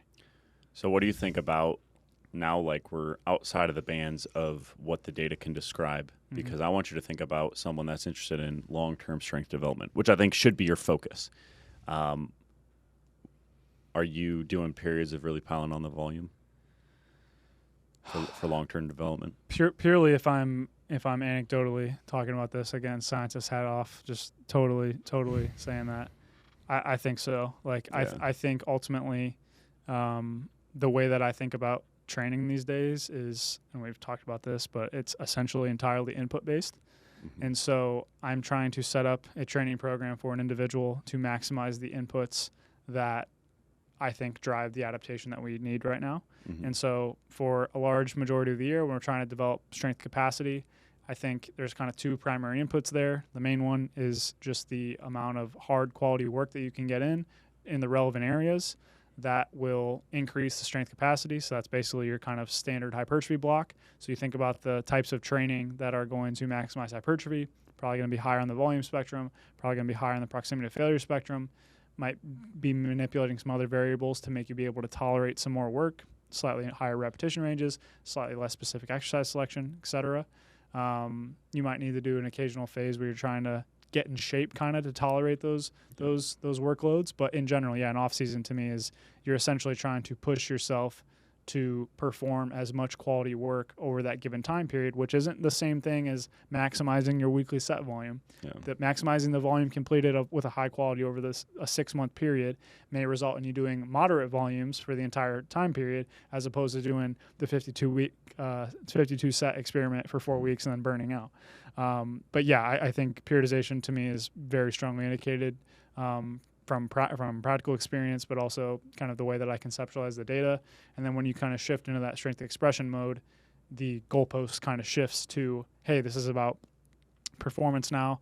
We want to have maintenance of the adaptations that we built. So you're still going to have some quote unquote hypertrophy work, capacity work, et cetera, to maintain those adaptations as best you can, maintain the size of your engine, but then you're trying to manipulate the training to drive the car as fast as you can. And I think purely from the data perspective, I think that makes sense from my conception of the data if you view it conceptually. But I also think if you layer on practical experience and what high-level lifters have been doing for a long time and what they do today, I think all those things kind of track in line with one another. Yeah.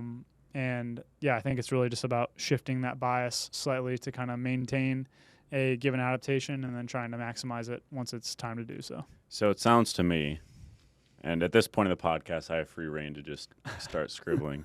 So you can follow along on the screen if you'd like. So if I just roughly draw, that's a little too much. Something like that for hypertrophy. Gosh, I keep screwing myself over because the effects for strength are greater. But let's just focus on the shape. Right? Let's say it's something like that. Sure. It sounds to me like that makes it... Bear with me. I kind of want to show... This isn't perfectly accurate, but hopefully it gets my point across because it shows this area here between the two. It sounds to me like you kind of almost... You conceptualize it as like this purple line between the two. In the sense that during some periods, you're going to bias towards the hypertrophy line, and in some periods, you're going to bias towards the strength line because this allows you, so lower volumes allow you to potentially prioritize variables that maximize specificity in the short term. Exactly.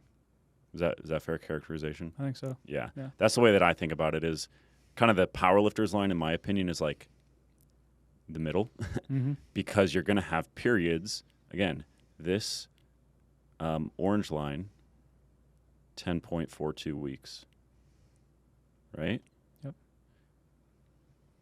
Keep that in mind because if you buy into hypertrophy contributing to strength, again, even in those 10.42 week studies, the data is still compatible with hypertrophy contributing to strength, as we pointed out. But we would expect that that contribution would be quite a bit more over longer time durations. Which is why the correlation is not super strong. Right. But it's there. So what that leads to is basically just a shifting of emphasis and ultimately a decent bit of periodization in my view. Nothing dramatic, right? And the way that I view it is like, okay, far out from competition, I'm trying to build this athlete up, right? If this athlete is 190, has a,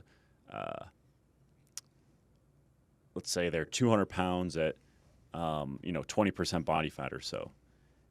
If they want to like level up as a lifter, let's say they're in year 2 of training, they want to level up as a lifter, they're going to have, at 20% body fat, they're going to have to weigh more. They're going to have to increase their lean body mass. So I'm going to lean into training that I know is going to build them up, right? When I'm thinking about long-term development. At the same time, I know specificity matters in terms of their sport if they're a powerlifter. So I'm going to do that to the point where they can still get decently high quality training with the main lifts. And when I say quality, that means fresh enough going into the session to perform pretty dang well. And the training is split up across the week in such a way that they can maintain good quality within the session, right? So they're not doing 12 sets of squats, because by the time you get to set 12, it's like, all right, what are we really doing for practice purposes and skill development purposes? So you basically have enough to maintain decent quality. And then if they're 8 weeks out from a competition, now I'm starting to think about, okay, we can only do so much in terms of build this athlete up. We're not going to fundamentally change their body composition. I'm probably still investing a little bit in that. We want to at least maintain their adaptations. But now I'm going to really make sure that that specificity component is maximized in a way that they can tolerate. And often that looks like just a slight shifting of the dial between these key variables of volume, proximity to failure, frequency to some degree, and to some degree exercise selection. Am I missing anything else? There's probably some other things. Yeah. I mean, the simplifying thought I just had is like, it really is about, the dosage of training of certain qualities in both cases for hypertrophy and for strength. For hypertrophy, that's like very high quality training, close to failure, targeting the target muscle, etc. You want to try to maximize that within your recovery capacities is what it seems to suggest for the most part. Diminishing returns, obviously. For strength, I think it's the same thing. It's just what volume means is different. To me, now it's talking about these very high quality, high force, highly specific exposures. And the counterintuitive thing is if you just ramp up volume, you actually might hurt that number. Yeah. And the same thing with increasing frequency, that might actually increase that number. Increasing the overall specificity of training without reducing the volume, which may have some sort of recovery cost, may decrease that in the course of 6 months. So it's an interesting kind of shifting of the goalpost from the perspective that the optimization game to optimize that number versus just the total number of sets that I can complete with high effort and targeting the target muscle is entirely different. Yeah. And particularly when you have to use fixed constraints like squat, bench, deadlift, certain exercises. So yeah, I think it's interesting to look at this and kind of think about it more holistically than just the project itself. But yeah, it's definitely been a good thought experiment for sure. Cool. All right. Any final reflections, parting words? Ultimately, I think this experience has been awesome. Yeah, just thanks for everybody that's watched the 5-hour podcast, talked about stuff, left comments, and discussed it on social media, good and bad. Like, honestly, it's just been extremely fruitful experience, I think, for us as scientists, but also just in general. I've enjoyed it, and I think it's been fun. I don't know when the next time we'll record a 3+ hour podcast will be, but yeah, I think it's been a cool experience, and I'm glad we've been able to hopefully make at least a marginally positive impact with the overall scope of the project. So yeah. Maybe we'll talk about this more another time, but my hope is we can spend less time with projects like this. We can spend less time debating what the data we do have says. And instead we can debate how relevant is the context of the underlying data that a meta-analysis is describing. And we can also spend more time discussing how to apply it. And those two things are a lot more productive than, people hashing it out. One study says this, one study People yeah, exactly. Timeline study. Exactly. Like I think back to, like some of the nutrition debates, like keto versus non-keto debates from like Gary Taubes. I'm not saying any names, but like I remember very early on, there were like some Joe Rogan podcasts where there were debates. That's the one I remember. Guillain versus Taubes. Yeah. And I think back to some things like that, and I think there are some maybe much lower view counts, but like debates in the fitness realm as well for strength and hypertrophy, where it's like point counterpoint about what the data says. This study says this. This other study says this. I just don't think that's all that productive, right? Go back to the variance demon meme that you showed, right? Like instead, let's see what the data says in aggregate, and then let's discuss how we can better answer the questions that ultimately brings up more questions. So let's discuss how we can answer those and get a clearer picture, and also discuss how to apply it. My hope is that this just kind of expedites that process and makes things more efficient. That's probably the best way to characterize it. Is it makes things more efficient and can move things along in that way. So with that, thank you for tuning in. We appreciate you getting through this if you've watched all the way through. If you're not already subscribed at this point, please do so. Let us know what you thought of the show. Let us know what follow-up questions you have, because this was obviously pretty